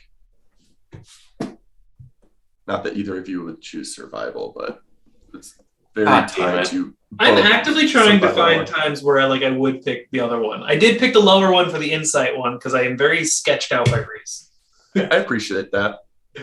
Well, I always think about it too is like investigation and perception are going to turn up different things, like on other times. So those ones, the perception investigation, I have an easy time delineating between. But when it's like following footprints, that's very survival, but it's more like survival tracking something through a forest, not a city. So it feels like investigation is equally valid there. But you guys, Telperian's looking around, but mostly focusing on disguising your own tracks or the bloody bits of evidence you're finding. And so you're looking behind you just as much as ahead. Roulette, you are kind of able to keep the group moving by spotting little things here and there that suggest direction of travel recently that thoroughfare traffic hasn't destroyed yet that could happen in the near future.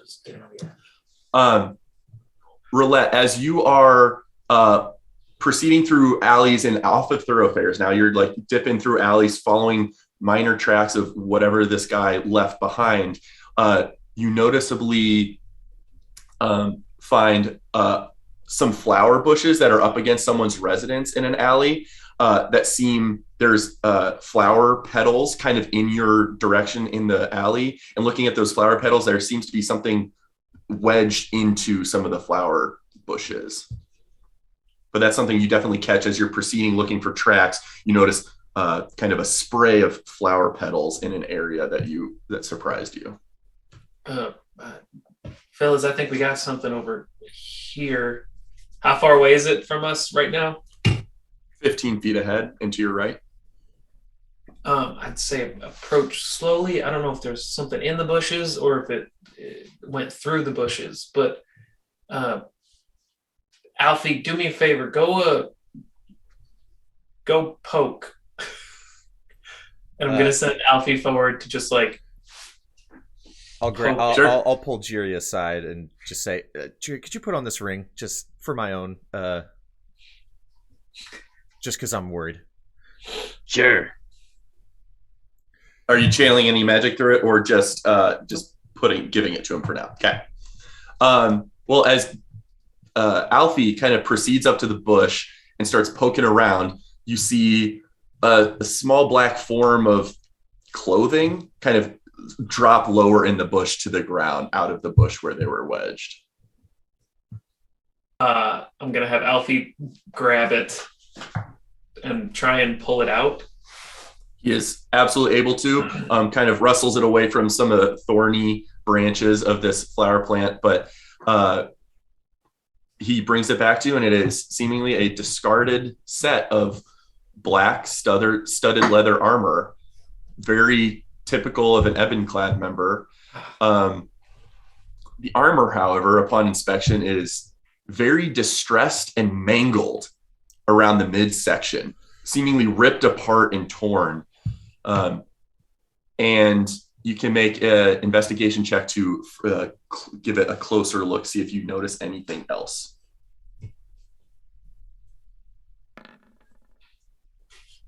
Oh, You feel confident you've done a thorough pass of this thing, and the forceful tearing of fabric and stuff is all that's catching your attention right now. Well, if we're looking for Rikul, chance he might be running around Ostennis butt naked at this point, Or at least in undergarments. or at least in undergarments or something.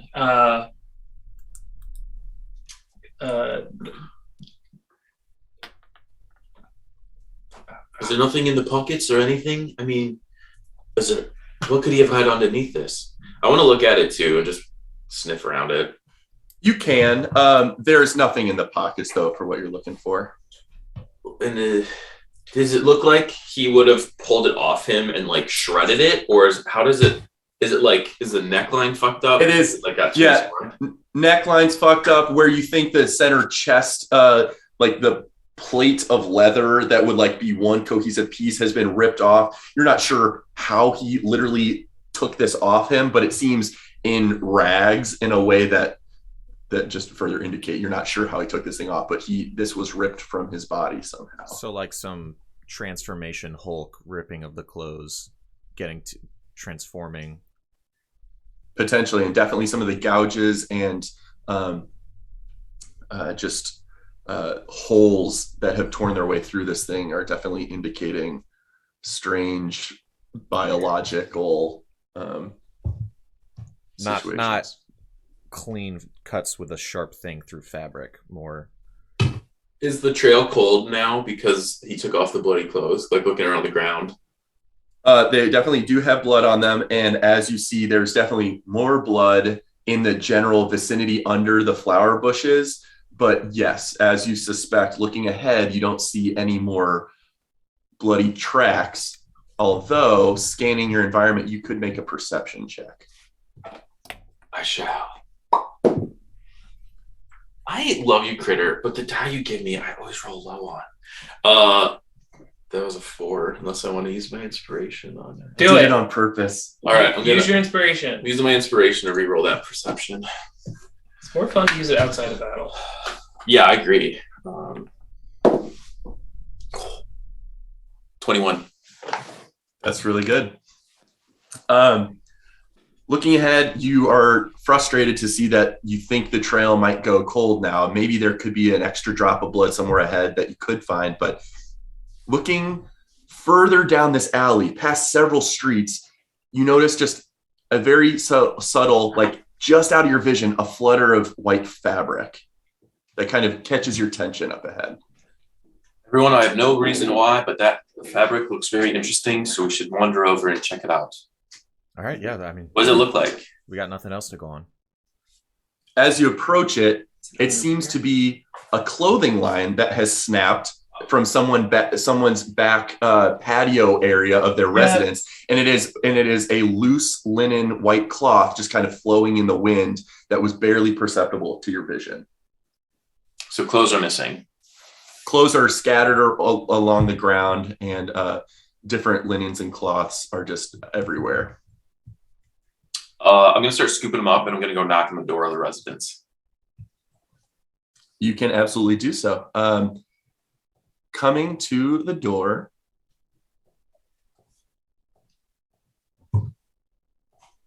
There it is.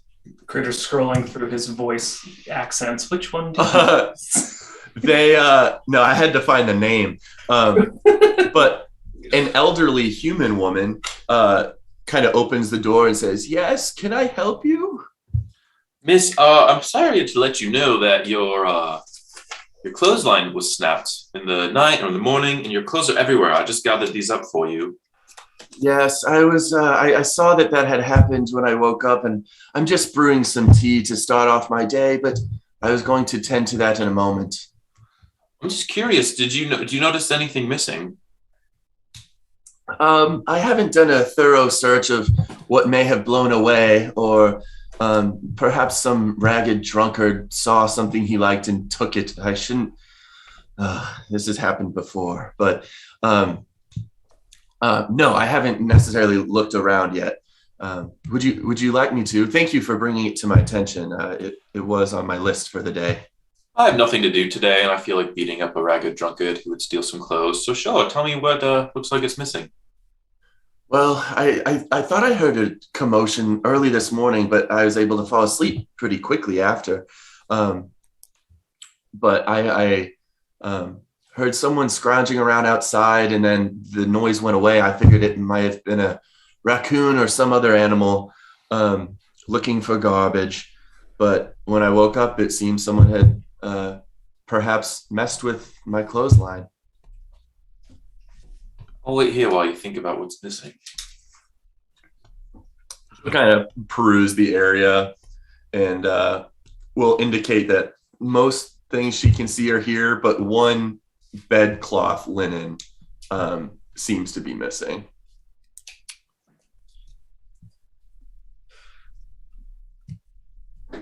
Bedcloth. It was white, I assume? Yes, an off-white. It's rather old. So some drunkard's running around in a toga?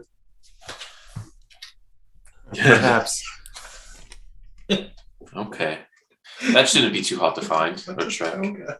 How much was that worth, you think? Are you looking to go find it for me? I'd bring it back if I could find it. Oh, well, that's very kind of you. I'm not too worried about the cost. I have some replacements, and I'm sure that was no more than a silver piece, but I would certainly appreciate it if it found its way back. But well, here's one silver piece to make up for it. Thank you so much for checking for me. That is just too kind. Thank you, stranger. What is your name? Telperion Limson. It is good to meet you, Telperion. I'm Loeper Benbow. I have a name. Loether. Everyone has a name. Loether Bedbone. Loeper Benbow. Why do I try to write these names? It's fun to try and write them down. Best mini game. It's funny because on Critical Role, you always know. It's always like, what the hell is that name? Okay, Loepa, it is wonderful to meet you. You as well. I hope you're able to find it. Are you looking for someone? Yes, and actually, there was a man who I think did some violence today, and this could be him. Oh no. Okay. Well, we're not in a particularly nice area of town, but there are a few houses down that way where some of the more violent types sometimes hole up in. If you're looking for someone, maybe they went that way. That's wonderful information. Thank you so much. I don't know how passive insight really works, but anything off about this elderly woman? I offer her nuts as thank you. She's uncertain and then just kind of like loosely touches her hand to yours. Is your ring on the Nux? Yeah. Toby, did I do it right? Toby, you can make an insight check of this woman. Anything off about this old woman? Whose name we now know. 22. I was ready for like a natural 20 to give the information of she seems sweet. And used to a high roll. She does seem sweet and earnest, and you're not clocking any hidden intent. She seems a little annoyed by the clothesline mishap, but is happy to gather her things up and isn't missing too terribly the cloth that's missing. Well, thank you so much, Louisa. We'll go that way. Sounds good. You have a wonderful day now.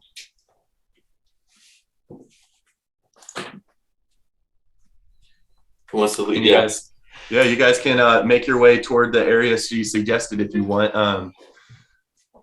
Anything you want to do as you kind of continue this search in that area? You definitely are approaching there. You definitely notice older wood construction buildings here, less well maintained and not great upkeep. Definitely, you see like two drunkards laying outside the front balcony of a place, and the door is like ajar. You see another house where all the lights are on, but there's no one moving around. Maybe they fell asleep that way. You're noticing just a bunch of haphazard buildings that are definitely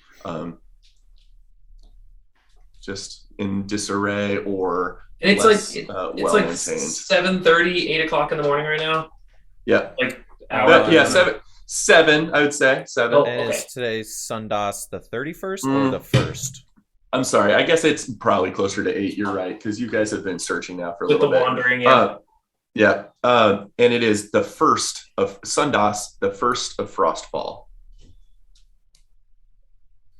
I've been doing a lot of talking. Jerry, do you want to try to ask some people if we've seen a human male in a toga, a white toga? Sure. And I just go up to whoever is passing by and I ask them exactly that. Have you seen a human walking by here, male, wearing a toga or like a loincloth made out of a bed sheet? Make a general charisma check as you start to ask either random goers by or people kind of hanging out outside of these places. 13. Takes you a while to find someone with anything to say. Some people are just like, no, I haven't seen anything, or make their way toward the commercials or whatever they're doing for the day. But as you kind of are approaching these buildings, one of the kind of guys hanging outside on the front balcony, which you notice has a bottle of ale he's sipping this early, he'll kind of wave you over and says, yeah, I saw a guy like that. Could tell you where he went for a price. Okay. You could tell us for a price, or you could tell us because you're a good person. I think you'll choose wisely. Ship sailed on that one, friend. I'm getting thirsty. This one's almost out. Well, what if we bought you a beer and then you would tell us? Then we gotta go somewhere. Less convenient. How about you just fork over, let's say, 5 gold, and I'll tell you what you want to know. Listen, you can get a fancy beer for, let's say, a silver. Here you go. I take out 4 gold and I'll say 1 gold for each of us, and then you can tell us. Gotta give over the gold first. I do. I hand him 4 gold. He happily grabs it from you and tucks it in a pocket. He said, yeah, early this morning, a bunch of us were out here having fun, and some idiot dressed in a white cloth just burst through that old abandoned building there two doors down. Sure, the dude's looking for a hangover cure about now, but Burst into it or out of it? into it. Seemed to force his way in, boarded up all the doors. Probably doesn't want any sunlight ruining his morning. Did he look dangerous to you? I didn't really get a good beat on the guy. Everyone down here is a little dangerous. I mean, did he have like fangs or claws or anything like that? I don't know, man. It was dark. We were enjoying our time. I just saw some idiot burst into a house 2 houses away. That's what, 60 yards? I'm not sure. Do you know if anyone lives in that house? Used to be a tiefling woman lived there a couple months ago. Haven't seen her in a while, but she was pretty fun once upon a time. All right. Thank you. Thank you, friends. Jerry, as we walk away, Jerry, sorry I took away your opportunity to, what's the word? Swindle. Haggle. Or swindle. Same thing, really. Yeah, I think he would have taken a silver, but that's okay. At least we got the information. That's true. To the house. Yeah, to the house. To the house, to the house, to the house. I picked such a lame time to not prepare locate object. Dude, we got here. We sure did. You guys make your way to this house. It's split into 2 because on the right hand side is the ground level and the left hand side is the upper level. It's a weird way to build a house. You guys arrive to this house and seems like it hasn't been used in definitely months. Like this seems like even less maintained, and just like vines and ivy growing up all up into the house. All the wooden doors and stuff are shut and latched and bolted closed. But here you arrive. Switching to twin slivers, no shield.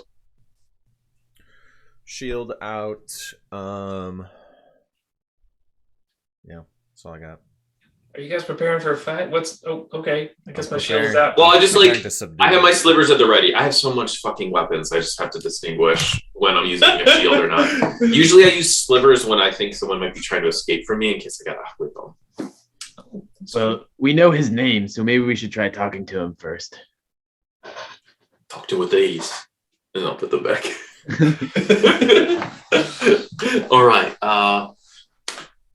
Good cop, bad cop this shit? Yeah, I'll be good cop, you be bad cop. I can do that. If you two want to go up, I'll keep an eye on the side of the house over here at least. Yeah, you can use Alfie to watch if there's any back exits. I'll slowly send Alfie just like halfway down the house on the left-hand side, if that's okay. Yep, absolutely. Alfie, shout if you see anything. Interesting. Toby, don't you have like some chain arrow? I do. It could Does restrain. that bind people if it hits them? It does. I think he's probably going to be pretty flighty. Oh, okay, yeah. In that case, I'll shield away, short bow out. Why don't you sneak behind us, Toby? That way, if he runs, you can just hit him with the arrow real quick. Indeed. All right, let's go open the door. I don't think we need to knock and give him warning. I'll go first. Okay. I'm gonna open the door, and I'll say, As you grab it and try and push it closed or then open, try and wrestle it a little bit, it is very firmly locked and barred and bolted shut. More than just locked. It seems intently barred from entry. "Oh, we could just window this shit." Jerry, you want to go through the upstairs window? Sure. Boost me. Let's go to the side, and I'll boost you up to the window. Balcony. Yeah, to the balcony. Oh yeah, we could just do this over here. Drop a rope down. So as you help Jiri you lift him up high enough where he can like barely reach the edge of the sill of the balcony, but you can pull yourself up, and Jiri is up there.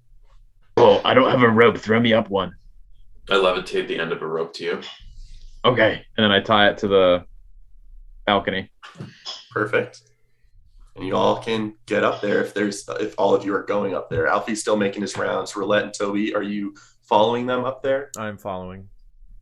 Do y'all want me to stay down here in case he makes a run for it? That's a great call. I think he's definitely gonna run for it. I'll stay down here. But we've got the upstairs, so watch the balconies or the front door. I'll watch. Yeah, I'll. Me and Alfie will do a couple of rounds around the house.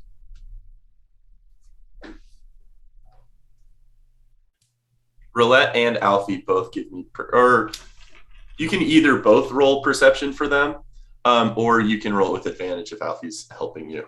So what's funny is Alfie's perception is higher than mine. That's pretty funny. But I would say you can't. Yeah, I would say you can't give him advantage, but he can give you advantage, or you could both roll. I will, for going forward, I'll almost always have us roll separate for myself and Alfie, unless it's like fighting or something.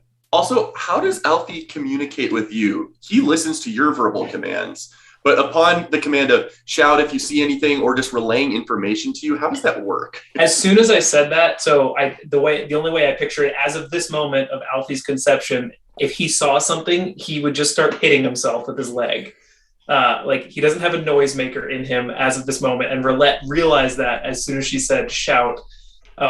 So as of this moment, like he would just make noise. He would probably just start hitting. Yeah. Because both in character and out of character, I don't know how it works of Steel Defender communicating with its creator. I know the creator can communicate to the Steel Defender, but I just don't know if that's a telepathic link or quick side. So the rules as written are weird because it just says like I use my bonus action to command him to do something. Mm-hmm. It doesn't say it's like a verbal command or a telepathic command. True. For now, it is very basic. I have to audibly tell him something. Okay. Just because I just made him, and that's the only way he can hear me, but he cannot speak back to me in any way, shape, or form yet. But can definitely relay things like an animal might. Yeah. Okay. At least for now. We can refine that if we feel is necessary. Jesus. He got a 6, I got 11. As you and Alfie are casing the surroundings, you find various other wooden construction windows and no additional doors that are all heavily bolted shut.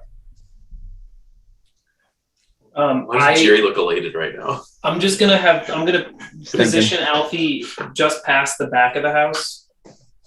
Okay.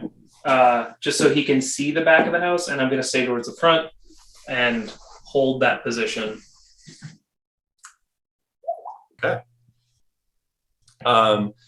As you guys are getting up onto the balcony, there is a wooden window again that this one seems to be locked, not like barred with a bunch of metal things that have been attached to this window frame to bolt it shut, but there does just be a simple wooden lock outside on the window. I'm gonna hold up my hand to it and like look at where, like, if I can look in between the crack and like see the little lock. I'm just gonna try. I know it's probably rules is written not gonna work. I'm gonna try to like turn the lock with my mind since I can see. Sure. You know, you can try. Make an intelligence check. Whoa. 11. You're reaching out telekinetically and trying to manipulate the fine motor skills of whatever this power is within you, but it seems too delicate to be able to work with your budding powers. Who's to say it won't be possible in the future? What do I guys think? Should we break it down, try to get through it, or just call out to him? He's gonna hear it if we try to break through the window. We could knock on the door and break through the window at the same time. Any forced entry, I think, is gonna be his signal to just immediately bolt. We could try and just call out his name through this upstairs door. Someone call to him and say that we're here. We were sent here to help him. Ooh, what's that? Oh, I'll mimic that guy's voice. Reese. Yeah. Oh, yeah. Say we were sent here to help him. We know what went wrong. Okay, I'll say that. And I guess I call through the upstairs door and I say it's Reese and a few of my friends, like whatever Reese typically says, like for friends or I'm sure I've heard him. So you absolutely don't need to RP the voice specifically, but I do want Jiri to try and RP what is you as Reese gonna say to compel this guy to interact with you? Because you might not know necessarily what Reese would typically say in a convincing way. This is definitely Jiri persuading someone that he's you. It's Reese. Come on out. What's his name? Rikul. I'm here with some friends. We've got to discuss what happened in the manor. Make a perception check. Rikul would totally just be able to pick the door. I'm realizing. Reese should be able to pick this. A 3? Oh, yes. Don't you have inspiration? No response. You can't hear any audible cues from inside. All right, it was worth a try. All right, we gotta get this door down. Or a window. Or a window. Okay, I'm just gonna shove my long sword in and try to bring it down on the lock. Make an attack roll. 14. You're able to successfully wedge your sword in there and apply pressure down, and you feel like you may have dislodged it, but your sword's getting a little stuck right now. Just gonna wrench really fucking hard. I feel like we're make a strength check. Nat 20.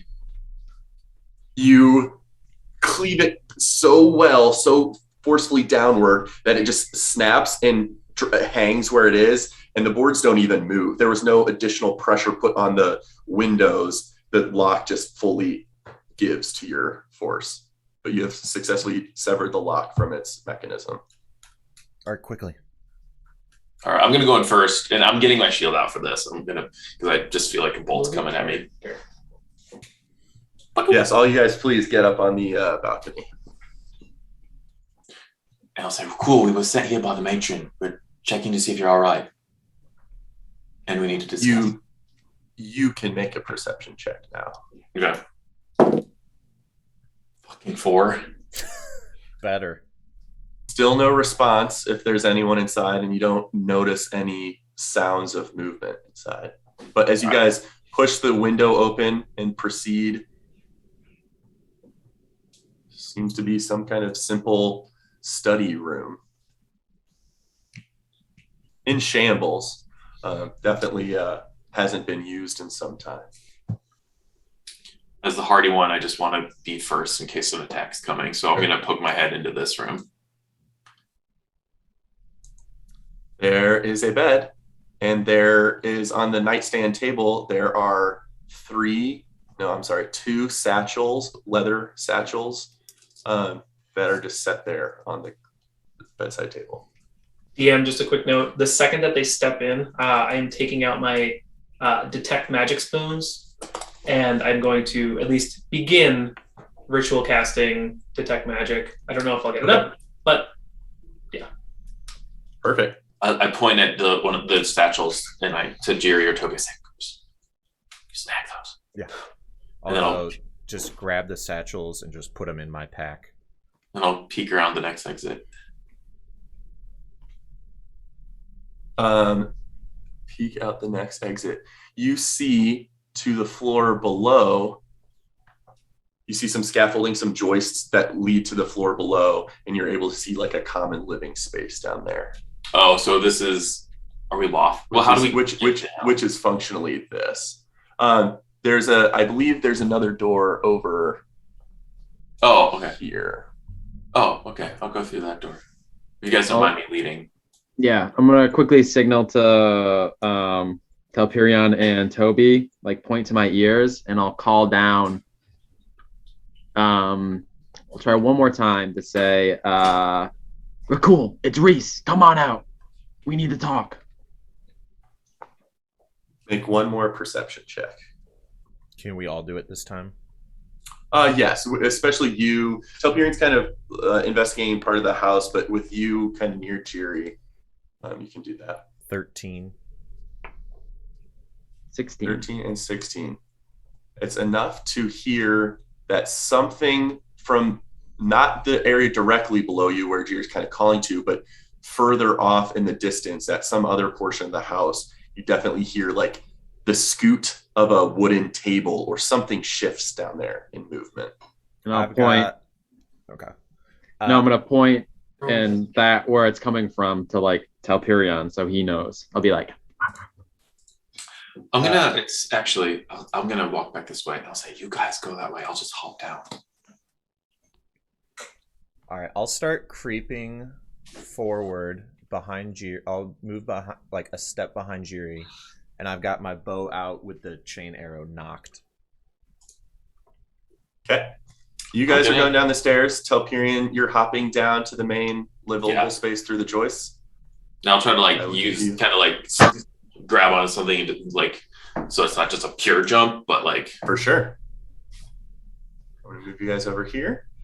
Roulette is still casing outside. Alfie is still casing outside. You guys make your way down to this area.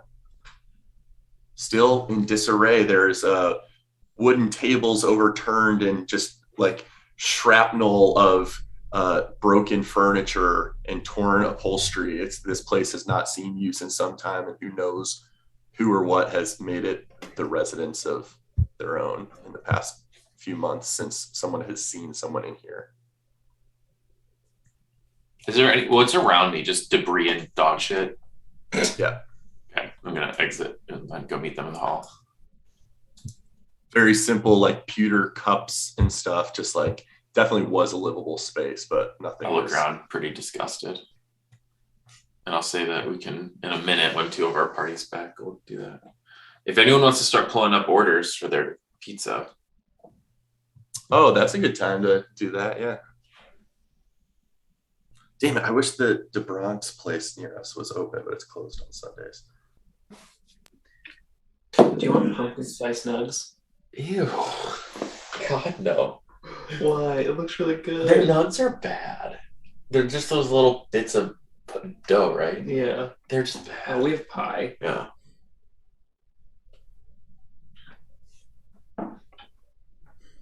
It's the pick two deal. If anyone else, we're just looking at pizza. If anyone else is gonna want us to start ordering, I am just looking at pizza as well, so we could take a 5-minute break to get orders in and then continue. If everyone wants to do that, I'm happy to continue right this second if you want. Sure. How big do you want? Large or medium? still large. I'm just gonna, do you want to pick or? I don't care. No, what are you doing? We can do what you want. We can do a regular. Do you want to do something fancy? Or do you just want to do like a cheap and color? Buffalo nickel blue cheese.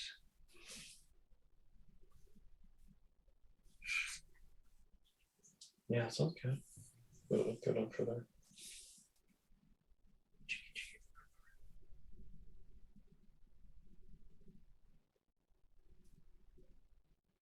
Delicious sounds good.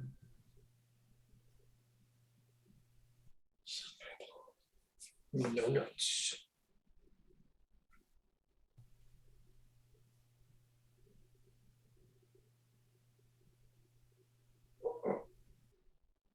Oh yeah, sounds really good too. Oh baby. What do you want to make? Okay. I don't know. Do that if you want. Regular. Yeah.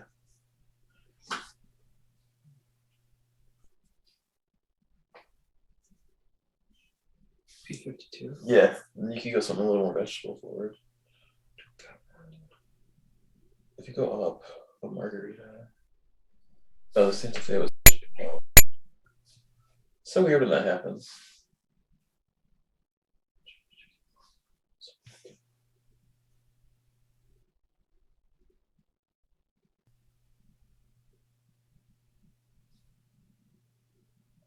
There was a more vegetable one. The feta one? Oh yeah. What's on here? Oh yeah. No, you can want to do that one? Yeah. Okay. MK, you'll have to edit this part out of the video. This is the best part. I might leave it in.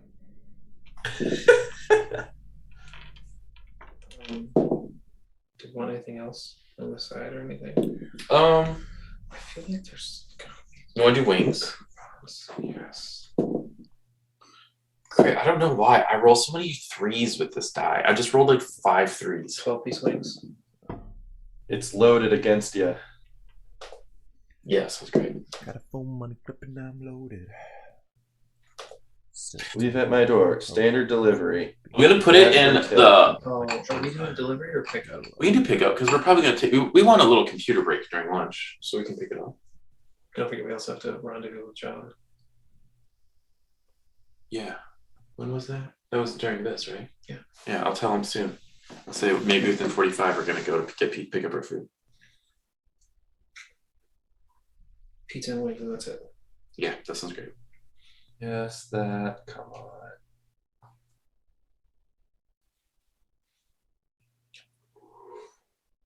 I'm weirdly so self-conscious right now about ordering quickly. Mine's gonna be ready in like 15 minutes, so I might leave in 10 minutes. Why'd you do that so soon? I didn't realize it was gonna be that fast. We were Mine's pulling just- trig. Mine's just getting delivered. I can keep zooming on my phone, so we don't have to pause the session. All right, mine's getting delivered in 30 minutes.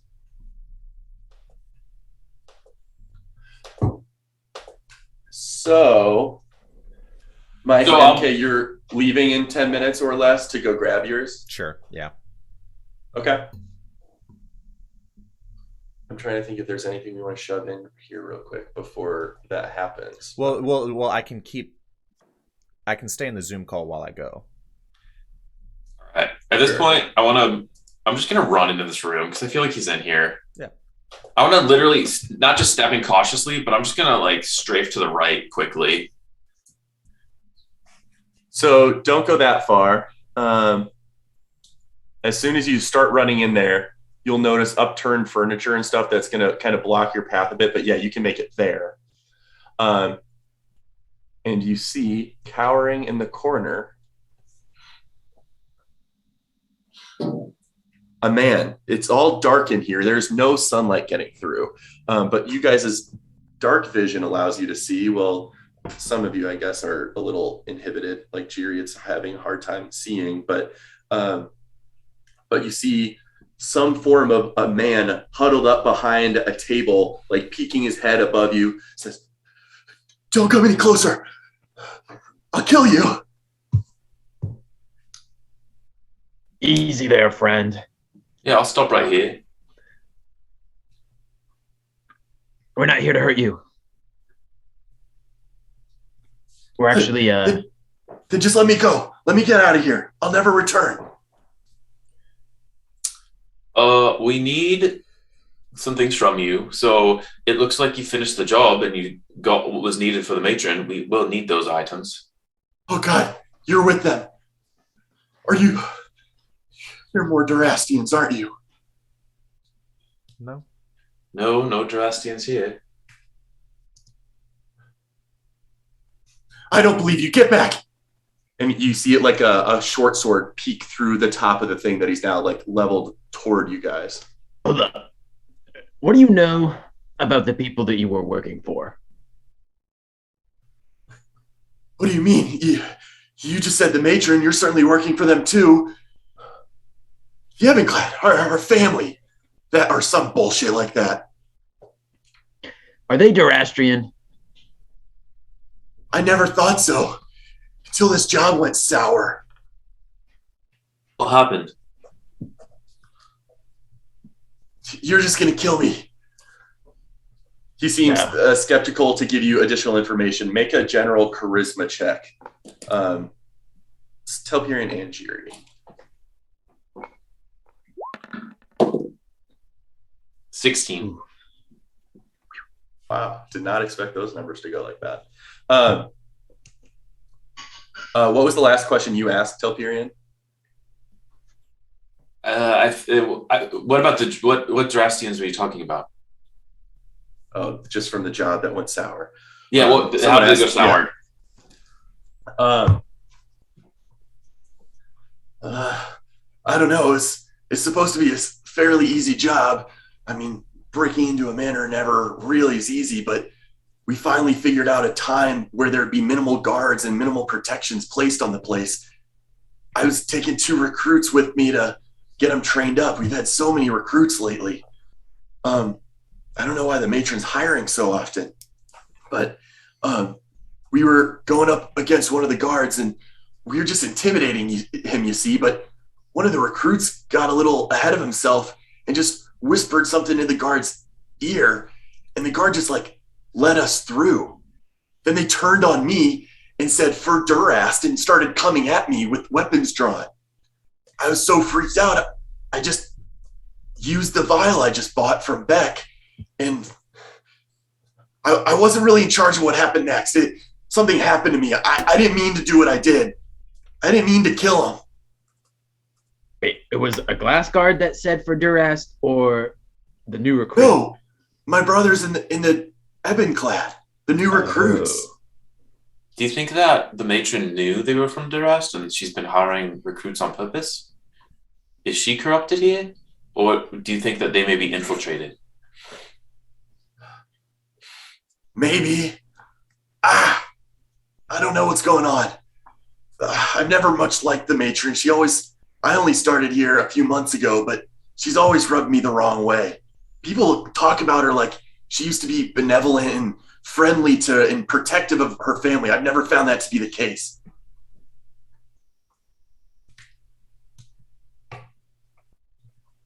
He keeps wincing and like reaching down, but like tries to maintain eye contact with you as much as possible. Are Are you hurt? Yeah. Whatever that vial did to me, I don't know what happened, but it just took over. And he like grips his head for a moment. It's assaulting my body and my mind. I should never have bought that thing. Oh my god. Oh, is there somebody speaking in your head that calls themselves the Mad Wolf by any chance? Jerry, what the fuck? Oh, what? Oh, okay. Okay. And Jerry, you hear in your mind, "You idiot." I look at Jerry really confused and I say, all right, here's the deal. I look back at Rikul and I'll say, Toby, let me know if I'm speaking incorrectly for the group of us here.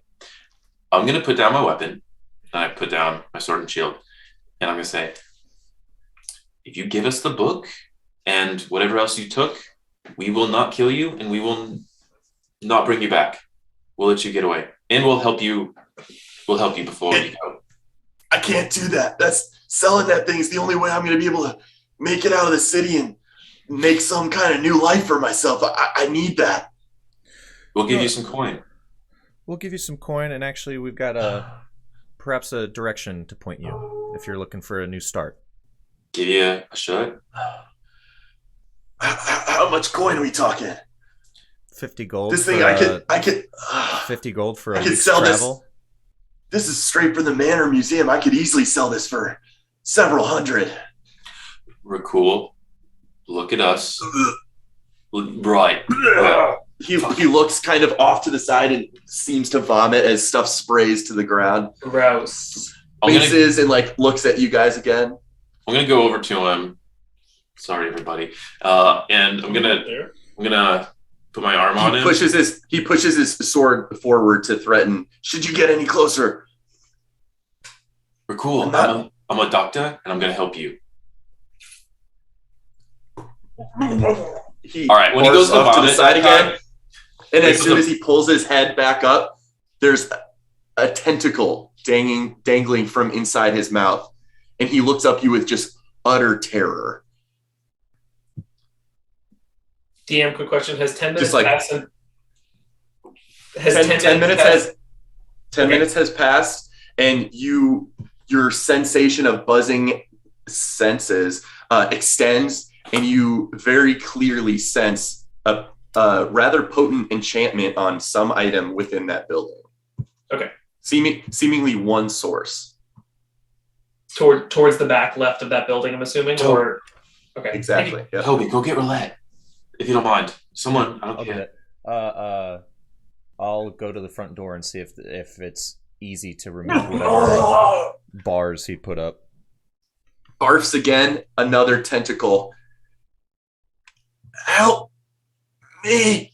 He drops his short sword and reaches out, and as he does, his hand splits, his jaw detaches, and you see a visceral transformation as this man steps up wobbly on his feet from behind this table he was hiding behind, and before you is a man, or at least that's what you immediately make of him, wearing tattered and patched silken cloak that he must have grabbed from a nearby clothesline, and you realize the horror he's become as I make this visible. This is the real Squid Game. His form mutates and shifts and snaps as in his form enlarges, engorging itself, and you're seeing chitinous, like claw, like crab material start to come out of his arm, and another one from his abdomen, and he is just undergoing some violent transformation. Insectoid limbs. Oh shit. I always click out by accident. Insectoid limbs growing from his abdomen, chitin covering the left side of his body, replacing his flesh. His left arm is transformed into this monstrous crab-like claw, and soon the man before you is no longer visible, and what has replaced it is a monstrous creature, an amphibious crab-like, large, 8-foot tall, wide, tentacle-clawed monstrosity that looked like it crawled up out of some basin of the ocean. And I would like you all to roll initiative as it leaps starting toward you.